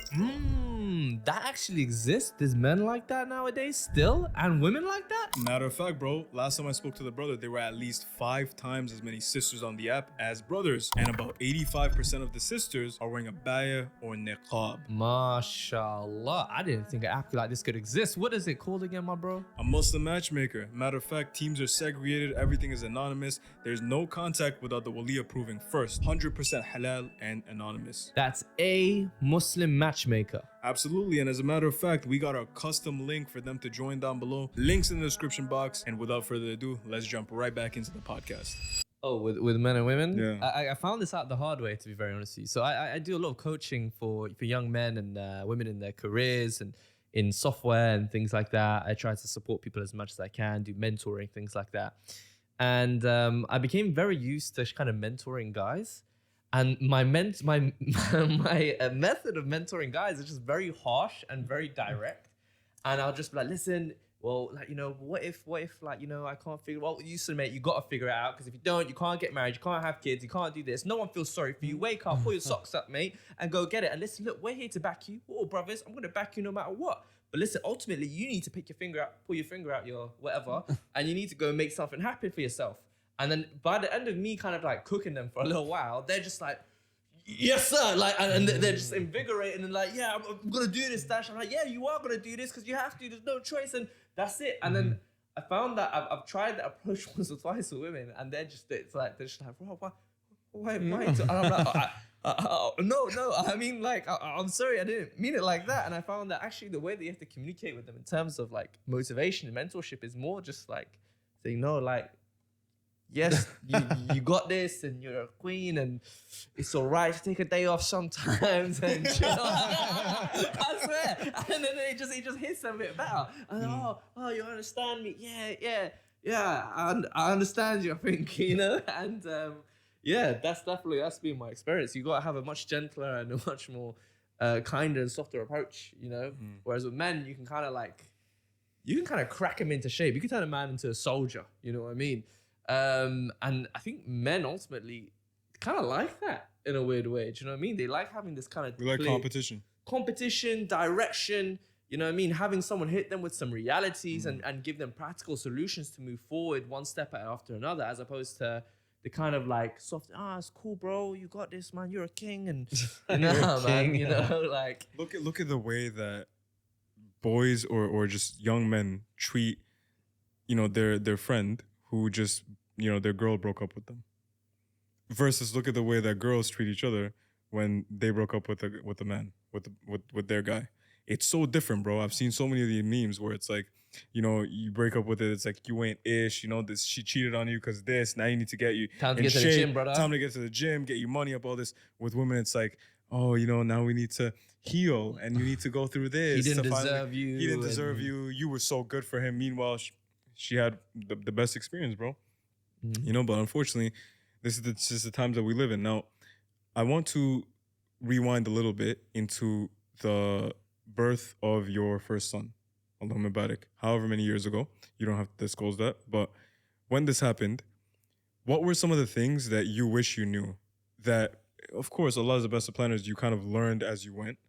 But maybe it would have saved a few sleepless nights or some headaches or some disagreements with your wife or any of these things. Things that, you would like to tell your son when they're about to experience the first, birth of their kid.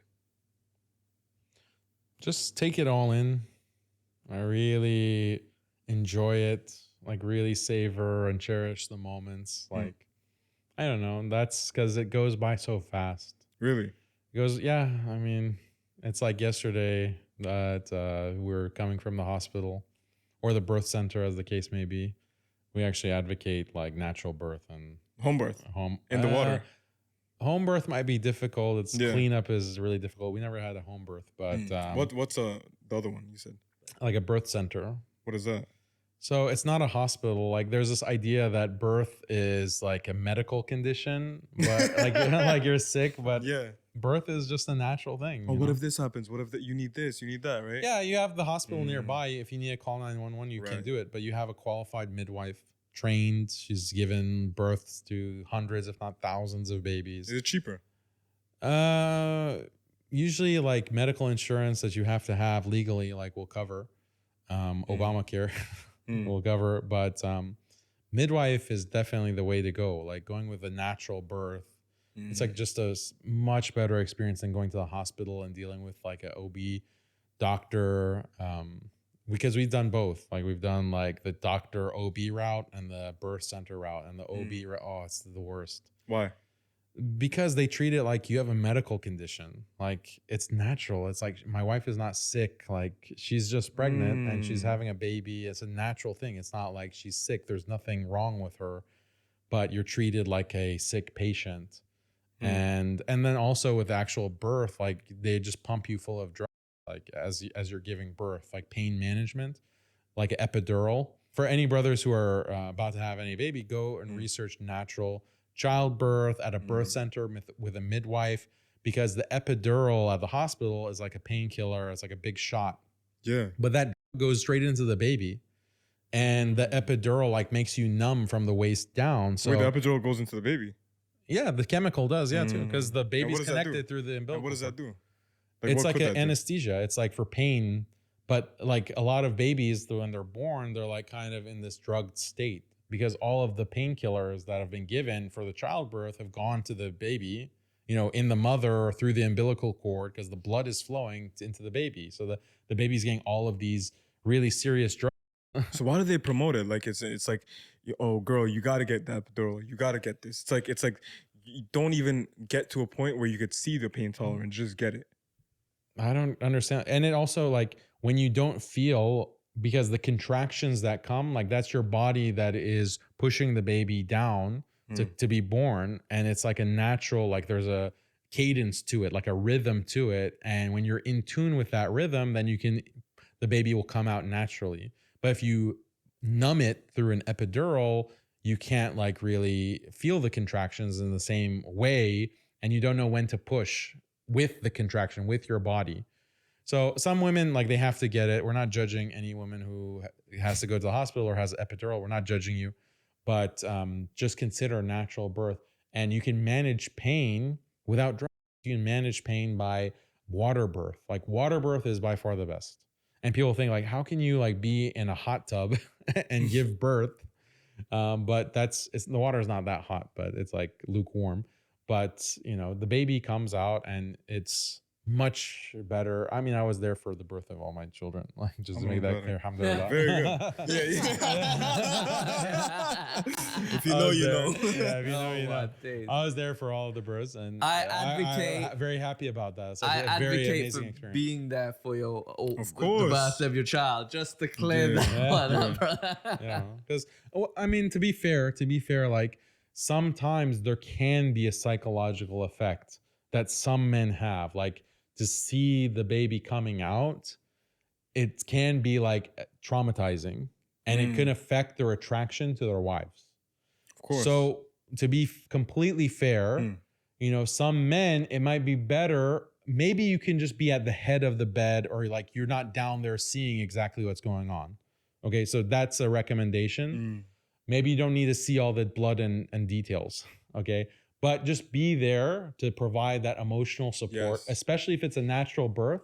It's highly recommended. And also you want to be there for the first moments of your child. Like, I don't know. Of course. That's like, 100%. that's Are we something that that you callous can't. that, like, oh, we can't be caught slipping out of our masculine frame to see the birth of our own kid, bro? Like, Yeah, what you is this? see it and it's amazing. I mean, you might be freaked out when you see the baby because Really? sometimes the color of the baby is like purple and it looks like an alien, and like it's like very strange. But then, you know, that looks more like a baby after a few minutes. But like that experience, nothing can replace it. It's a blessing from Allah.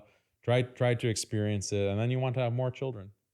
Inshallah. Just to reiterate, I advocate for being there for the birth of your children. Yeah, this is a no misogyny zone. Oh my Obviously, God. none of that. no You'd be surprised, bro. How many men they're anti this. You know, they're like, oh, my job is to provide. Therefore, I'm gonna be at work and I can't be caught. You know, It's your loss. Like, what can I say? It's like your loss. You're not there to experience it. So great job. Like, I kind of envision. I'm on this kind of romantic boy flex. I kind of imagine it kind of being there next to, like, oh, you got this, baby.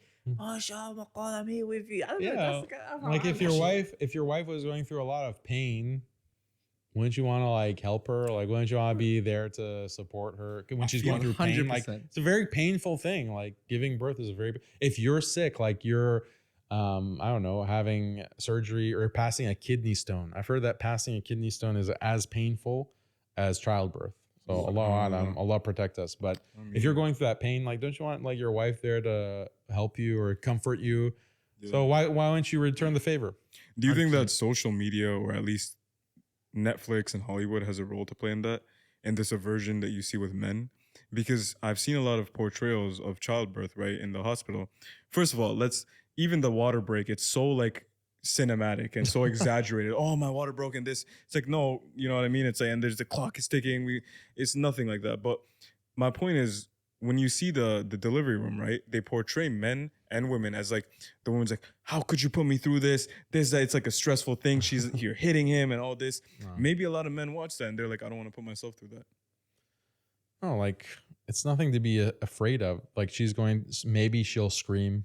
Like, maybe she's gonna be in a lot of pain when the contraction hits. Like, it's not constant pain, right? There are contractions. The contraction is like the muscle seize up around the abdomen. It's a tight like pain, like, because of the pressure. But then it subsides. Like the contraction is like, and the rhythm gets faster. Basically, the contractions get closer and closer together, and that's how you know when to go to the hospital. Not necessarily when the water breaks. If the water breaks, you need to rush to the hospital.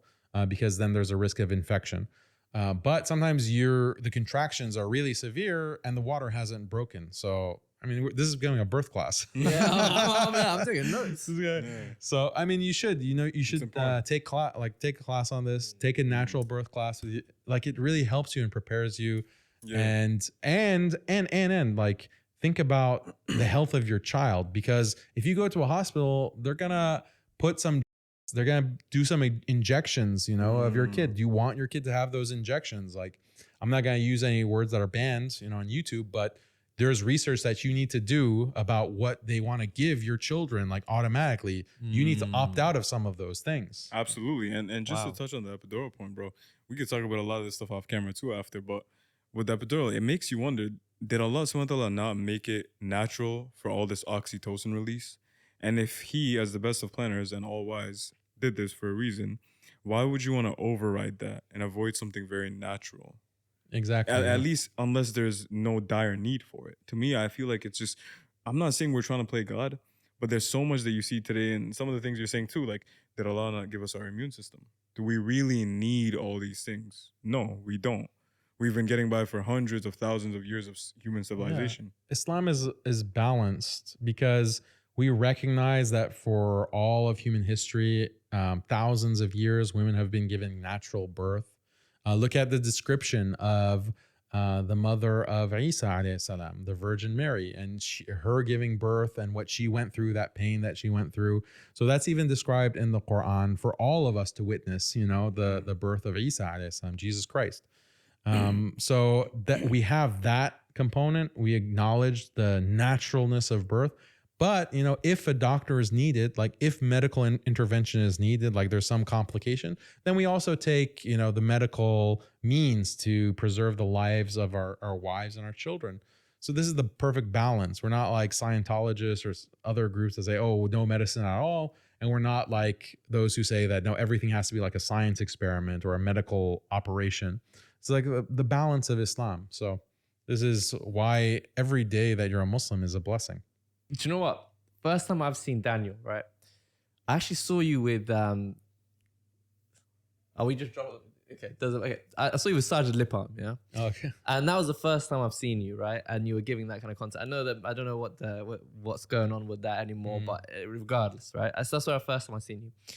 And so I'm half Iranian, half Mauritian, right? And when you said you're Iranian, yeah, and you're like an Orthodox Sunni and teaching Orthodox and preaching Orthodox, just someone like me. I'm not the only one. But like just the very fact that I saw that, I was like, well, like this is really interesting. Do you know what I mean? So I just have some general questions for you, bro. Like, so I think you said that you kind of did your own research and you kind of came to Sunni Islam by yourself. I kind of had a similar experience. You're from north of Iran? What part of? Central. Central, South yeah? Central. I mean, I was born in the US, but my parents are from Shiraz. Shiraz. Because I know that there's some Iranians that their heritage is actually Russian. Oh, no.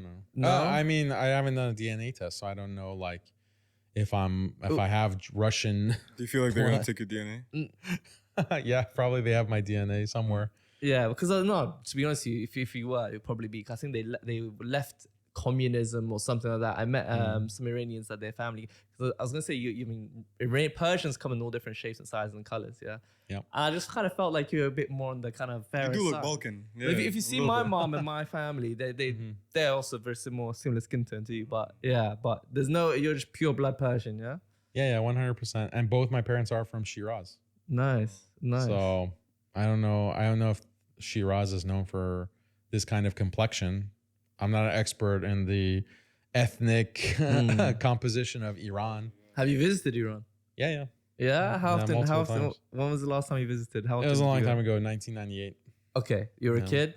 Yeah, I was a kid. Okay. You don't have the same kind of vivid Memory, experiences. yeah. I mean, I loved it. I loved seeing my family, my extended family. Yeah. I loved the culture, obviously. I practice the culture. I 100%. give the culture to my kids. So my You kids, do, yeah? I speak Farsi. They speak Farsi. Amazing. They can read and write as well. Alhamdulillah. Alhamdulillah. So, I mean, that's a big parenting tip. Like, if you know a second language, definitely teach your kids the second language. And how do you do that? Exclusively speak to them in that language. But now, how do you do it if it's an interracial marriage where you speak one language, your missus speaks Great. another? Then your kids will be trilingual. But how do you teach them that, or you leave that to Very your wife? simple. And you speak your language. She speaks her language. Like, I speak Persian, Farsi to the kids. Their mom speaks Egyptian Arabic and some like Fusha, some formal Arabic as well. And we don't talk to them in any English. Don't talk to them in any English. That's a rule. Don't let them speak to you in English. Now my kids, alhamdulillah, they are fluent in Farsi, Arabic, and English. They pick up English just from the environment. MashaAllah. So, and there's no accent. They don't talk with an accent. English, I mean. Bro, So it's literally that simple. I love Persian culture as well, bro. Like really great manners, so there's a lot of really great customs that we have. Very warm, very loving. That's coming from Islam, you know? Yeah. That's the beauty. Islam is what, brought this kind of beautiful Islamic Iranian Persian culture. And it's sad to see some of these secular Iranians that they leave Islam or they have this negative perception of Islam. They value Persian heritage and culture, but they don't realize that culture and that heritage is coming from Islam. Like it's not coming from Zoroastrian fire worship. Like it's coming from Islam. Like, so I try to remind that, like, to encourage when I'm doing dawah to Iranian members of my family, like I remind them, like, the beauty of Iranian culture is the beauty of Islam. If I may, are your family Shia then? Is that right? Yep. Okay. Yeah, the ones who are religious are more Shia. And more secular as well. And Some of them are more secular. Some of them are religious Shia. have they had a clash with you over that, or is it not really been? Yeah, initially there was some clash with some people. With the secular side or secular minded, the clash was, he's becoming more religious. They didn't really distinguish, like, he's becoming more religious Sunni. I became Sunni in high school. Nice. And that was because I just started doing research and comparing Shia and Sunni, and I went through that whole process. Happy to talk about it if you want me to go in more detail, but that's my background. And what's your favorite Iranian food? Favorite Iranian food? Everyone loves chilo kebab. Okay. Which is like rice and kebab. But kebab kubide, juje kebab bag. Kubide, yeah. Kubide, okay. I like the kubide bag. It's okay. It's like skirt steak. But that's good too. Yeah, same guys. I love that too. Nah, we'll hook you up. I'm gonna hook you up. We'll hook you up. Don't worry. And then I love khorosh. You know khorosh. Which bro? Khorosh sabzi. You gotta have khorosh sabzi. Okay, That's something vegetable. Khorosh badamjoon. Yeah. You have to have khorosh badamjoon. That's the best. Also keshk badamjoon. You know Keshk keshk? badamjoon. Yeah. So I love talking to my dad about his life in Iran and what Iran was like basically 60, 70 years ago. Indoor plumbing, like sometimes they didn't have it in some parts of Iran. Even in Shiraz, like they didn't have asphalt, like in terms of pavement in the streets. You still see carts with horses. How life was, you need water, you have to go to the well. So that kind of living, like the way that they would sleep on the roof of the house, because the weather is so nice at night, especially in Shiraz. It's like it's similar to LA actually, the weather there. And you sleep in pashaband, like it's like a net to prevent mosquitoes from getting to you or flies. But you sleep under the stars. Wow. And that's like the norm. Are your family amazing storytellers? My dad, yeah, definitely. My dad and my mom, both of them are good storytellers. I didn't get those genes. Yeah. But they're good, mashallah. Persians are amazing storytellers. And they always have, what is it called? Proverbs or pronoun? What do you call it? Yeah, like different idioms and analogies sayings, mithal, yeah. They just come up, bro. Like, I have my best friend's Iranian, yeah? And he, like, anything you're talking about, he'll come up with, like, the wickedest analogy for it. You know what I mean? I've noticed that trait amongst Iranians, like, I don't know. I was asking somebody, what's your favorite city in Iran? They say, Danish, every flower has its own scent. And you're just like, like as a proper Iranian thing, And all right. We have the best poets too. We have Hafiz, Sadi, Firdausi. We have like one of the main components of Persian culture is our poets. But they're Muslim, like Hafiz and Sadi were Muslims, and their Islam is like really infused in their poetry. So how can you really appreciate Persian culture and Hafiz and Saadi without appreciating Islam. That's the Wasn't Bukhari? Was it contradiction. Hanafi? Was it Abu Hanifa? Was it? Oh, Bukhari Persian was- scholars, Sunni scholars, so many. Yeah. Bukhari, Imam al-Bukhari, rahimahullah, was ethnically Persian. Hmm. Yeah, but so many in terms of preservation of the Quran, like many of the riwayat of the qira'at are coming from Persians. Yeah. Actually, many of the most of the major compilers of hadith were ethnically Persian, including Imam Muslim, I believe was Persian. Abu Dawood was Persian. Ibn Majah, I believe, was Persian as well. Wow. So these are Tirmidhi. Tirmiz is in Iran. So he's Persian. Wow. So all of these scholars, Imam al-Ghazali was Persian. Bro, I'd love to hear. I'd love to hear you actually talk about that in a video sometime. Like talk about like the scholarship of Persian Sunnis, because that like people when you put those two words together, a lot of people be like, what? Like, huh? But if Yeah. you look at it, really, some of the big boys, they're Persian. You know what I mean? No, Islam, as we know, like in terms of Islamic knowledge, would not exist without Persians. Wow. Like that's a fact, and this is not my statement. Scholars have said this. Based on like- what? If you mind me asking. Look at all these scholars I mentioned, Okay, like yeah, with yeah, yeah. preservation of Preserving hadith, hadith. preservation of Quran, Wow. preservation of the Arabic language. Like the first Arabic grammar was from Sibawayh. Sibawayh is coming from Sib, apple. Yeah. He's Persian, Yeah. he's Persian. He's formalizing Arabic grammar, and he's Persian. So this is the value that Iran has added to Islam, and Iran is a part of that heritage, and we should be proud of that as Persians, not because of some kind of ethnocentrism, but because of the statement of the Prophet sallallahu alaihi wasallam himself. Because the Prophet made many statements about Persians. Like there are many riwayat and narrations where the Prophet sallallahu alaihi wasallam is praising Persians through who? Through the Sahabi Salman al-Farisi. Wow. Radiallahu anhu. So you know the story of Salman. We can go into that. That's a whole different podcast. But he was Persian. He went from fire worship to Christianity and then ultimately to Islam.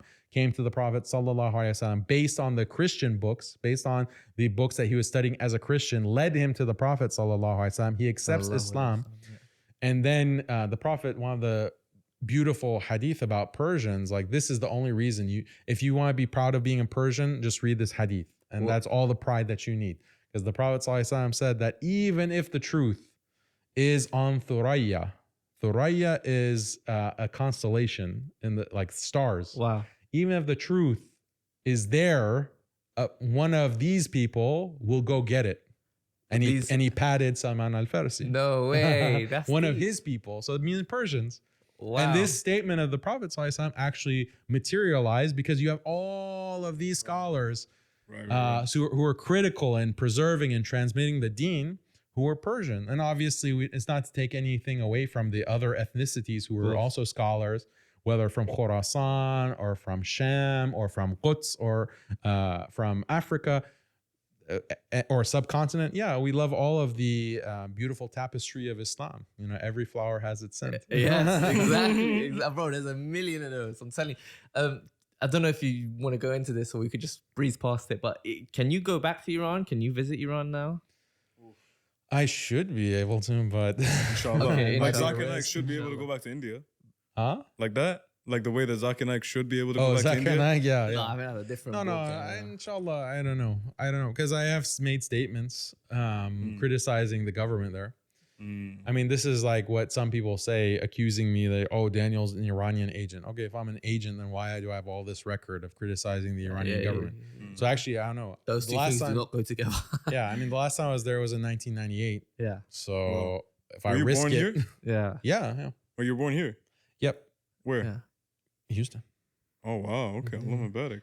Yeah, man. And okay, Nuna Panera Sabzi. Yeah, Nuna Paneer for breakfast. You gotta have Nuna Paneer. Love that. But we got to get something after this. Al Balu Polo. Albalu Polo. Albalu with the It's a Taftoon? cherry. or the Taftoon bread.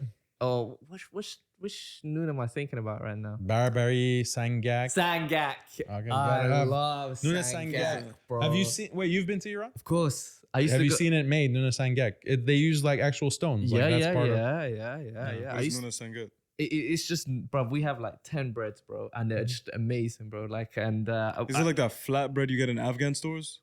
Or are you talking about like that You thick, can fluffy? get it. You can get something like it, but it's never gonna be like the Iranian experience of Or in the fresh West. bread. Yeah, in the West, you can get it. You're gonna. No, they have in California I was gonna especially. say that. They have like LA. tandoor. They have like the kind of oven that they try to imitate like that kind of bread. make It's taftoon not and- bad. yeah. It's good. Yeah. It's good. I was gonna say, if you want authentic Iranian food, you either go to Iran or you go to LA. LA. Believe it or not. So you know how like in America you got like hubs. So for example, the Bengalis are mainly in New York. Is there a place like that in America? And they're mainly in LA. Yeah. Why They is that? call it like Tehrangeles. Why is it? Yeah. I Was that don't like know the why port they of entry congregate. for people come in or what? I really don't know like why they congregated to LA. There's so many of those, isn't there, in America? Like different Yeah. placer where you have little colonies of people from abroad. Yeah. I should really study that history of Iranians in America, but I'm ignorant of that history. But that's a good question. Why do they go to Los Angeles? But you'll find them in then all the major cities. You'll find an Iranian community. Yes. They will usually have one main masjid in that city. Loads in London. Loads of Persians Oh, in in London. London. Loads. And you find them everywhere. So does your wife, did she learn how to cook Iranian food as well? Yeah, she knows some dishes. So we have multicultural cuisine I like at my house. So Mashallah. alhamdulillah, we have like sometimes Persian, like chilo kebab. She can make decent chilo kebab. Sometimes she'll make khorosh. Sometimes she'll make like Egyptian food. Like I love molokhia, if you know what that is. Molokhia. Yeah, that's the famous. It's an acquired taste, but I love molokhia. You can mahshi, for example, Yeah. if you know what that is. She doesn't make tamia, unfortunately. So that's like falafel. If you want If you ever can go back to Iran, bro, like it's such an amazing place, bro. The nature there is so beautiful. You know, if you go to Tehran, yeah, anywhere you are in Tehran, I feel like Iranians are passionate when they start talking about Iran, you know. And I'm very close to I rate it though. I rate it. Yeah, I like I'm very close to my mom's side, so I feel very Iranian, you know. But anywhere you are in Tehran, if you look to the north, you can see mountains, bro. And in the summer, they're all green. And in the winter, they're all white, bro. Anywhere you are in the city, you just look to the north, you see this beautiful silhouette of mountains, bro. It's gorgeous, bro. And yeah, listen, I'm gonna go I on a love tangent. the north of Iran is so beautiful, so green. You go to Yes. Chalus. Have you been to Chalus? I need to visit more cities, to be honest with you. Darya Khazar. You go to the Caspian Sea. Wow. You know where the caviar comes from. It's very nice. You know, you take a swim in the Caspian Sea. I've done that, alhamdulillah. Tehran, beautiful. A lot of beauty, natural beauty. Do you like Kale Pache? Oh, kelle pache. You like kelle gotta, pache, yeah? Of course. Kelle pache is like basically lamb, but the cheeks are the head of a lamb. So like the brain, the eyes, the cheeks, Tongue. Like the the organ tongue. meat. Oh, I love the lamb tongue. Huh? A little bit organ meat. You guys like Yeah, organ meat? organ meat. But yeah. I'll be honest So with it's you, acquired. Some people don't like it, but I eat it from young age. So You guys have liver dishes or no? yeah, liver. Yeah. I've been to the north. Okay, so here's my experience with Iranian food. No matter where I go, you got the rice. It has a little bit of yellow in it. A little bit, the Saffron. rice is Saffron. some parts white, some parts Saffron. yellow. You got some kebab. You got some dried tomatoes somewhere in there. You got a little Roasted, caramelized it's onion not too. dried. Yeah. Roasted. Yeah. You like put some respect on that. Yeah. You got that little roasted tomato. You got caramelized onion, you know, and then that's it, bro. And for me, I love that. And I don't think I've had ethnic Iranian food like what you guys are talking about, because usually it's always some variant of what I just you know, mentioned. to be honest, I haven't actually seen caramelized. I see raw onion. Yeah, caramelized. Not really caramelized. They might put it on keshbat in June, like yeah. or ash. If you have like Yes. a certain kind of ash, you might put caramelized onions on it. But on chilo kebab, probably not. Yeah. What's Yeah, chilo bro. kebab again? Rice and kebab? Rice and kebab. So chilo is rice. It's what you Cello's most rice, likely yeah. get if you went to a restaurant. Yeah, most Persian restaurants serve chilo kebab, rice and kebab because that's like compatible with American tastes. Bro, you guys are getting me hungry. We If, gotta bro, get if you want like the proper khoresh, the proper stews, you have to go to Mom and June's house. You have to go to your mom's yard. You know what I mean? Or your grandma's yard, you know. Then you get the real Iranian. You can't even get that in the store. Not proper. It's not gonna be like Mama and June makes it. I'm telling you, like, yeah, man. The best hands are not in the restaurant, bro. No, That's bro. fact. And Iranian moms, bro, they just know how to cook, man. You ask my grandma how she cooks, yeah. You're like, all right, like, tell me how she do it. Like, what's she's like, I just got the hand. That's what she's like. I just got the hand. Yeah, they have something like can't imitate. Because I tried to learn cooking from my grandma. I mean, I took cooking lessons basically from her. Lessons meaning she just showed me how to make certain dishes with my grandma. Yeah. Because I was going to be in grad school. No longer, I had to cook for myself, etc. So you don't want to just eat out. yeah, I didn't want to eat out. I want to learn, okay, how do I cook? And so I learned how to make a lot of Iranian dishes. I learned some stuff from my mama as well. And yeah, I helped my wife learn how to cook. You know, I taught her some stuff. So that's the isnad from my grandma to me to my wife. But yeah, there's a lot of art in cooking and Do you cook preparing meals. sometimes at home? Do you make dinner for the family? Very rarely nowadays. In the past, I used to cook more. Yeah. And I'd usually cook these Iranian dishes that I know how to cook. Proper sweetheart, bro. What do you know how to Pathetic. cook? What do you know how to cook?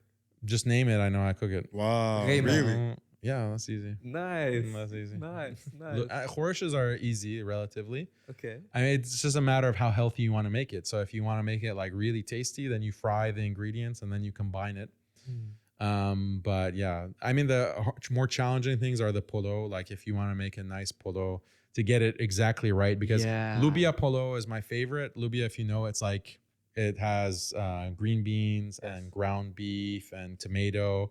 But you have to combine, like you have to make the sauce separately. And you have to combine it with the rice, but you have to get the proportion correct, and you have to cook the rice to the right amount of softness. Otherwise, it'll just be mushy. Yes. So if you want the texture, like you have to combine Is it that deep? Bro, It's deep. It's deep, bro. Like Iranian You have rice. to get the right combination. Like the sauce that you make can't be too watery. That'll ruin it. Because then you combine it and then you steam it. And then for the real flavor to come through, like if you've messed up down the line with making the separate ingredients, the rice and the sauce and the meat itself, you cook the meat, then the final result is not going to be that tasty. But that's where the grandmother, you can't get it right like she does it, or your mom, you can't get it right like she does it, but you try. You try. 100, bro. Tachin? Tachin? How do you pronounce Yeah, it? tachin is very popular. You can make it? I ate it once when I was a kid and I got very sick. So then my parents never let me eat it again. Okay. So I don't know how to cook that. But I don't think it's that difficult. It's just like yogurt and you cook the yogurt with the rice. So people love it, but I just don't have as much experience. What's your favorite Persian dessert? Ooh. Now you're getting into I it. have a couple of things I'm thinking I mean, of. faluda is good. That's With unique. bastani. Bastani means ice cream. Faluda is like it's like angel hair noodle type of thing that is like iced. Okay. And you have it with ablimu, which is lemon or lime juice. And oh, it's so good. Do you On a mix it hot with the summer bastani day- or by itself? No, by itself. Okay. This is a bid'ah. Mix ice cream with faluda. I don't know about that. Okay. But ice cream, yeah, like cashew ice cream. Mm. If you know cashew ice cream, like Persian cashew ice cream, it's green and it's very keshmiyat. Kesh means like it's like stringy. Like how do you mean? Like it has that elasticity that like ice cream at the grocery store doesn't have. Yes. Like you buy Baskin Robbins or you buy, it doesn't have the same like Texture. pull, the same texture that Persian ice cream does. But actually, I think ice cream was invented in Iran. Like I don't know about that, but because people claim that everything goes back to their culture. That's and an Iranian invented- thing. But I think ice cream was actually invented in Iran. Maybe. You know, Fact check me on that. it's an Iranian thing to say, ice cream, we made that, man. Come on, man. Like, you mention anything, we'll be like, Iranians will be like, We put that on the back map. in Persia, 3,000-year-old civilization. You know what I mean? How many thousand years civilization? What about, what's it called? Nuna Khamei? Am I saying that right? Yeah, the khame is good. Nuna Khamei? But I love that, man. It's I very can go tasty. I can, it's like What is a that? Pastry. It's okay. pastry filled Like with baklava? cream. No, not no. baklava. We have baklava too. That's kind of shared in the Central Asian culture, Turkish as well. Mediterranean, We have baklava, but noon khame is that's also, it might be French actually. Is that French? Yeah. It sounds French. Low key, we have some It's some not. French I don't think influence in Iran. I don't think that's like a traditional Iranian dessert. Okay. But yeah, so other traditional desserts. Oh, I'm blanking on the names, but soun. Which one is Tasty. that again? It's like a hardened type of. It's Brown. It has like pistachio in it. pistachios, Yeah. yeah. Sohan. I thought it was called Sohan Sohan. No? as well. Pistachios Sohan. Yeah. Yeah, there's so many desserts that I haven't even tried because you have to go like in Iran in the villages for some of these desserts. It takes a whole day to make it. For Like, dessert. For the dessert, yeah. Because you're Subhanallah. like maybe like cooking the wheat and you have to break it down for it to get for the starch to come out and for the sugar to come out. What's your favorite non-Iranian cuisine at the moment? Oh, that's not interesting. Let's go back to go on. Genuinely, like, because I know you. I love you live in Indian America. food. I really love Indian food and their curries. I like the spice profile. And there's a relation actually between Persian cuisine and Indian cuisine, especially Hyderabad, because there are a lot of Persians that were in Hyderabad. That's why there's a lot of India. Muslims in Hyderabad. Yeah, I mean, there's a lot of Muslims from Hyderabad. And, Hyderabadi biryani, for example. Yeah. So good. Just their Indian food in You general. ever had Halim? Halim. You ever had that? But Halim On is point. different. Like No matter where you go, it's like different. savory in India and the subcontinent, Yeah, like yeah. Pakistan and India. Yeah. It's savory, but Halim, Iranians eat it for breakfast and they put Yeah. sugar in it. You guys have Halim with And sugar? and meat. Yeah, yeah. No, that's yeah, an abomination, bro. That's Halim a is no, it's- meat, it's but dope. they I don't like it. Wait, meat with sugar? Yeah. Yeah. You Bro, had that? I'll tell you what. Or I, honey, they like add honey to it. I remember like- landing in Iran. Is Halim still lentils? For No, you no, no, guys? no, no. It's meat. It's meat and It's like it can a be wheat, you know? It's wheat both and meat. and meat. Yeah, wheat both. and meat. It's like a So wheat. Halim almost for like us is a porridge. lentil soup with meat in it.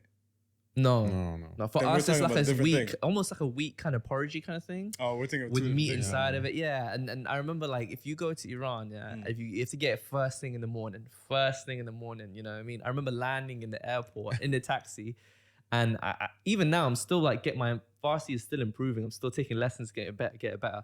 But I could say enough to the taxi driver to say, listen, I know what time of the day it is. Take me to get some Halim now on my way before we even get home, you know? So Wow. it's really nice. So you put the sugar on top, it's proper, man. But like, you guys aren't like too American. Like, I'm talking chicken and waffles type. You guys eat I that? love American food, but Okay. what do we cook at home? I cook if we have steak, I'll cook steak. Maybe we have steak like once every couple of months.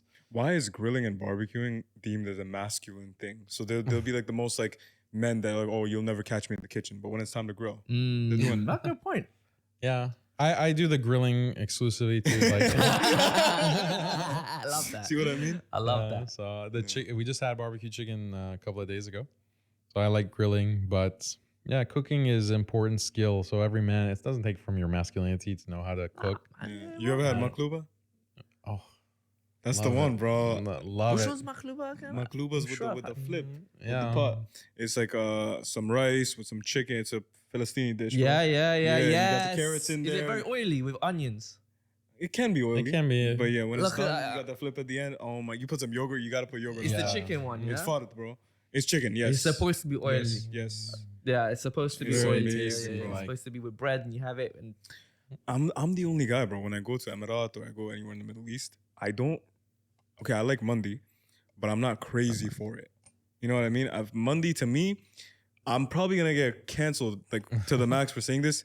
It's a less spiced biryani. I gotta smash this thing myself right now after you saying You that. like bro. that? Mandi is amazing, bro. Really? Have you had mandi in Emirat? Yeah, I've had it. I've Doesn't it had get it. tired after a while? I've had bro? it. No, I can eat that every day. No, Chicken or lamb? tell me this. Do you like mendi or do you like hanid? Which one's honey again? The Yemeni lamb dish? Oh, Yemeni's on point. Yes. Yemeni, yeah. I go to this Hanid. Yemeni restaurant a lot. I'm pretty Get sure the I'm hanid. ordering mandi, but it might No, be. get the hanid. I know, And then I'll try that. then talk to us about whether mendi is better or not. Okay. Hanid, oh, that's what I always get. Mansaf. Have you From guys the had Yemenis. mansaf? No, what's man said? Yeah, of course. Ooh, it's like this. It's like Guys, comment rice down and below meat. if you want the three of us to start a cooking podcast. Oh, bro. I've never seen this side of Daniel. To be Yeah, me honest. neither, bro. man, Yeah, that's because what everyone asks me about feminism every time. Oh, yeah. all the time. Just asking about feminism. I don't even want to fight no more. I don't want to debate no more. I just want to talk about food, man. Mate, you should make a cooking channel. I swear to God, yeah. If Daniel was turned out to be that just making YouTube videos of like Iranian food, I would tune in. Let's I'm do it, like, bro. What's he doing? We're gonna call I that need to see Dining with that. Dan. Bismillah. Dining we with go. Dan, That's it, bro. Dawa chef And or Dan something. the man, chef, yeah. Dan will be like, bro. Boom. You know what I mean? But There, what's I we say? got it set. Next channel, got to launch. So have you done much traveling in your life? Yeah, I'm more than average, but I wouldn't call myself a globetrotter. Like, Yeah. What's your favorite place that you visited? favorite place. I mean, I like Iran just because that's my background, but Been to Mexico because we're close, and it's a very beautiful place, beautiful country. And I like Mexico, and such a great opportunity for dawah there because they haven't been conditioned against Islam. Like they haven't been conditioned. A lot of people there, they don't even know what a Muslim is. This is where? Mexico. Mexico, okay. Yeah, so there's a village in Mexico though, like straight Muslims there. Yeah, and I think Guadalajara, that's the state that they have a lot of Muslims. Yeah. But so ripe for dawah, because they're very ready for the truth, like a lot of them. So, and they're such nice people and friendly. So definitely try to visit Mexico if you have an opportunity. What's your favorite color, my brother? Nobody's asking this guy about this stuff. Nobody wants to understand Daniel. That's what I'm trying to say. Like when you said that Tash, I was like, everybody just wants him for to fight. It's always what does Daniel think, but not how does Daniel feel. That's what I'm trying to say, bro. Y'all are way too superficial with like, oh, we need to get him to react to this thing and that thing. It's like, bro, what about what this man just likes to eat? Cook this guy, cook that guy. What about my dreams? That's what I want to know. That's favorite color. What's your favorite color, my brother? Let's see. I mean, for what to wear, I like dark blue. Dark blue, yeah. Dark like blue a navy or a dark blue? I like navy blue. Navy blue. And I like green as well, dark green. We're talking about like a suit, like what you wear now. Yeah, if I'm gonna wear like a color, I'll try to do like a dark blue or a dark, green. Okay. I like, but alhamdulillah. Yeah. And what are your dreams, my brother? What do you want out of life in the next 20, 30 years? Inshallah. Yeah, alhamdulillah. I just want to, continue try to be a good Muslim, strive to continue to do dawah work, really see if I can take things to the next level with dawah, hopefully write a couple of more books. What does maybe complete a PhD? To the next level, what dawah mean? Well, I want to have a think tank, basically, like a fully fledged Islamic think tank. And I talk about this every now and then, but we don't really have intellectual resources that are fighting for the strategic benefit of the ummah. And the way that I put it is that our enemies have think tanks. They have strategy. They're dedicating millions of dollars to figuring out, okay, how can we advance our interests and crush our enemies? Where's the Muslim counterpart to that? Like, where do we have the think tank, the professionals coming and doing that research and contributing to that kind of body of work, the books being published, like that strategic thinking and working together is missing. So I'm trying to develop that, and it's through mostly donations. Nice. That people will donate and contribute to it so we can hire people. People need, if they have a choice, like you have a brilliant mind as a Muslim, come and work for a think tank. Don't just go to this other corporate job or go be at a university, for example. Like a lot of really brilliant Muslims, like genius Muslims, they are forced to go to a university and just be Muslim on the DL, essentially. Because if they start talking about Islam and start fighting for Islam intellectually, then the university is going to kick them out. Like there's this myth that universities are meritocratic, like the best ideas get ahead. No, if you don't toe the line, if you don't push secularism and liberalism and feminism, you're out the door at the universities, right? You can't be a real Muslim and fight for Islam in the university, even if you're brilliant, even if you're the most researched. So you have this tragedy of Muslim geniuses that they're forced to be Muslim on the DL, use their intellectual resources to promote a liberal institution when they could be paid at a Muslim think tank, use that genius for the sake of Islam, use that genius to advance the interests of the ummah, to spread the deen through dawah. I'm talking literal geniuses, high IQ, the best minds. Why are we not using that as an ummah? And you can't, and the other thing is like politics, right? So if you're in one of these other countries where it's like a tyrannical government, if you're too smart, they're going to take you out, right? Yeah. And that's a disaster because you have Muslim minds leaving the Muslim world to come to the West and then be stuck at these liberal secular institutions. Because if they go back, it's game over. Yeah, if they go back, it's game over. And if they're in the West, there's no prospects for them. So why aren't there Muslim institutions that are going to take those minds, and train them and use them and collaborate with them for these intellectual purposes, so we create our own intellectual resources.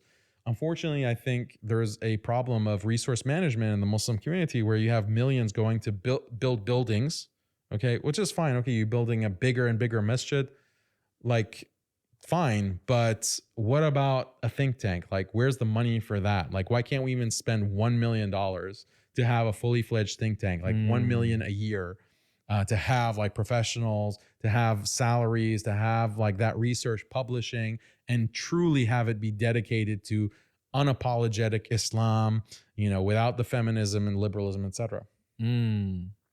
That's a lot more meaningful dream than my dream. I have to pray also. So. Yeah? Absolutely. Us too. So with this being said, before we wrap it up, let's ask one last question from each of us, bro. I'll let you go first. You put me on the spot. Please don't there, put man. anything about food, bro. No more food. I'm I'm getting hungry, bro, at this point. Bro, I don't know. I had two more questions. One was going to be, what's your favorite animal? The other question Yeah, was let's get that. what's it? Because I want to get to know the guy a bit more. Anyways, other question was, what's the reception been like for Muslims in? How do you feel as a Muslim growing up in Texas? Because if you go to the UK now, and they say, even if I told some people I'm going to Texas, they'll be like, oh, careful you don't get shot, mate. You're Muslim and you're brown and this, that, the other. You live here, growing up here, you're a Texan. Yeah. Yeah. What's the reception like to Muslims here in Texas? And you're in Houston. So in Houston, how do you get received? Do people look at you because you've got a beard, et cetera, or you very welcoming people? I've had literally no jarring experience, but people say, well, your name is Daniel, number one, and you look white. So, but the thing is, I have my beard. I also go with my thobe, places. And if you're caught with your wife and and my wife, Muslim is there. visibly. So, but we haven't had any bad experiences. Amazing. So I think, but like Texas has very multicultural areas, and it's been multicultural for a very long time, like from childhood. 30 years ago, I went to public high school, and you have people from all over the world. And I don't think, maybe if you go to some backwater places, you might get a bad experience, but I got you. it's fine. So if I was to ask you this before we wrap up, I want you to close this podcast with one line for the men that are watching this and one line for the sisters that are watching this, inshallah. It's one line, so you got to make it count. Yeah. That's a good question. So speaking of which, Fired Fit, where do people find good Muslim men, good Muslim women nowadays? Do they even exist, my brother? Absolutely, bro. They got to hit up a Muslim matchmaker. Muslim Matchmaker, what's that, my bro? In a time of fitna and haram dating apps, this is an alternative platform that was started by one of our closest brothers. It's amazing, bro. You meet traditional men and traditional women. I'm talking men that want to be breadwinners and women that want to be caretakers, nurturers, and hold down the fort. That actually exists? There's men like that nowadays still? And women like that? Matter of fact, bro, last time I spoke to the brother, there were at least 5 times as many sisters on the app as brothers. And about 85% of the sisters are wearing a baya or niqab. MashaAllah. I didn't think an app like this could exist. What is it called again, my bro? A Muslim matchmaker. Matter of fact, teams are segregated. Everything is anonymous. There's no contact without the wali approving first. 100% halal and anonymous. That's a Muslim Matchmaker. Absolutely, and as a matter of fact, we got our custom link for them to join down below. Links in the description box. And without further ado, let's jump right back into the podcast. I would say the number one thing is be sincere to Allah. Because if you have that sincerity, that you're dedicated to Allah truly, then that will fix everything. This is for a man or a woman? Both. Okay. Both. No difference. Like if you are a man and you want to understand like how to be a man, have that sincerity, like redirect yourself to Allah. Because when you have that kind of connection with Allah, then everything else will fall into place. And same for the woman. Like a woman might be influenced by feminism and she doesn't like, she's being influenced by these ideas and she doesn't know what's right and wrong and she's confused. Like my parents are saying this, my schools are saying this, my friends are saying this, like what's the right answer? If you have that sincerity, like you have ikhlas towards Allah, then Allah will guide you. You have that kind of heart connected. And that's why we have Surah Al-Ikhlas, like that's the first surah or second surah that every Muslim learns is Surah Al-Ikhlas. to have ikhlas. What is it about Surah Al-Ikhlas that has to do with sincerity? Surah Al-Ikhlas defines Allah. Allah is defining himself, and he's describing himself, and he's telling you what Allah is, who Allah is. And that's when you know who Allah is, then you can be direct and connect with him and him alone, without partner, without your ego, without, other gods like money. People are worshiping money. They're worshiping themselves. They're worshiping status. They're worshiping, their idea of empowerment. Those are all false idols. And if you don't know who Allah is and you're not sincere to Allah, you're going to start worshiping these false idols. Your whole life is going to be destroyed. That's really the source of so many problems. Maybe all the problems that we see, especially between men and women, is there's a lack of ikhlas, lack of connecting to Allah. MashaAllah, What about you, bro? One line for the men, one line for the women, bro, before we wrap up. Be patient with one another and forgive one another, man. And remember that we're all part of the same team. Do you know what I mean? I think that as men, we have to love the sisters. We have to care for the sisters. We may not agree with them, but we need to play that leadership role, be patient, and try to, all of us come back together. And same with the sisters, try to put away any biases, any negative ideas you may have. And remember that we're one ummah and we got to kind of stick together, And just make love, not war, bro. In the most halal sense. Certified. Boom. I would say to the men watching this, inshallah, just work hard. I know it sounds very cliche and very, basic, but just genuinely work hard. You have no idea how far that's going to get you. And if you choose to be lazy now and choose to be complacent now, you're borrowing from the pleasure of tomorrow. And if you work hard now, inshallah, it'll be tough in the meantime, but inshallah, your life will be in order, and just trust in Allah. In terms of the women, I caught myself off guard now.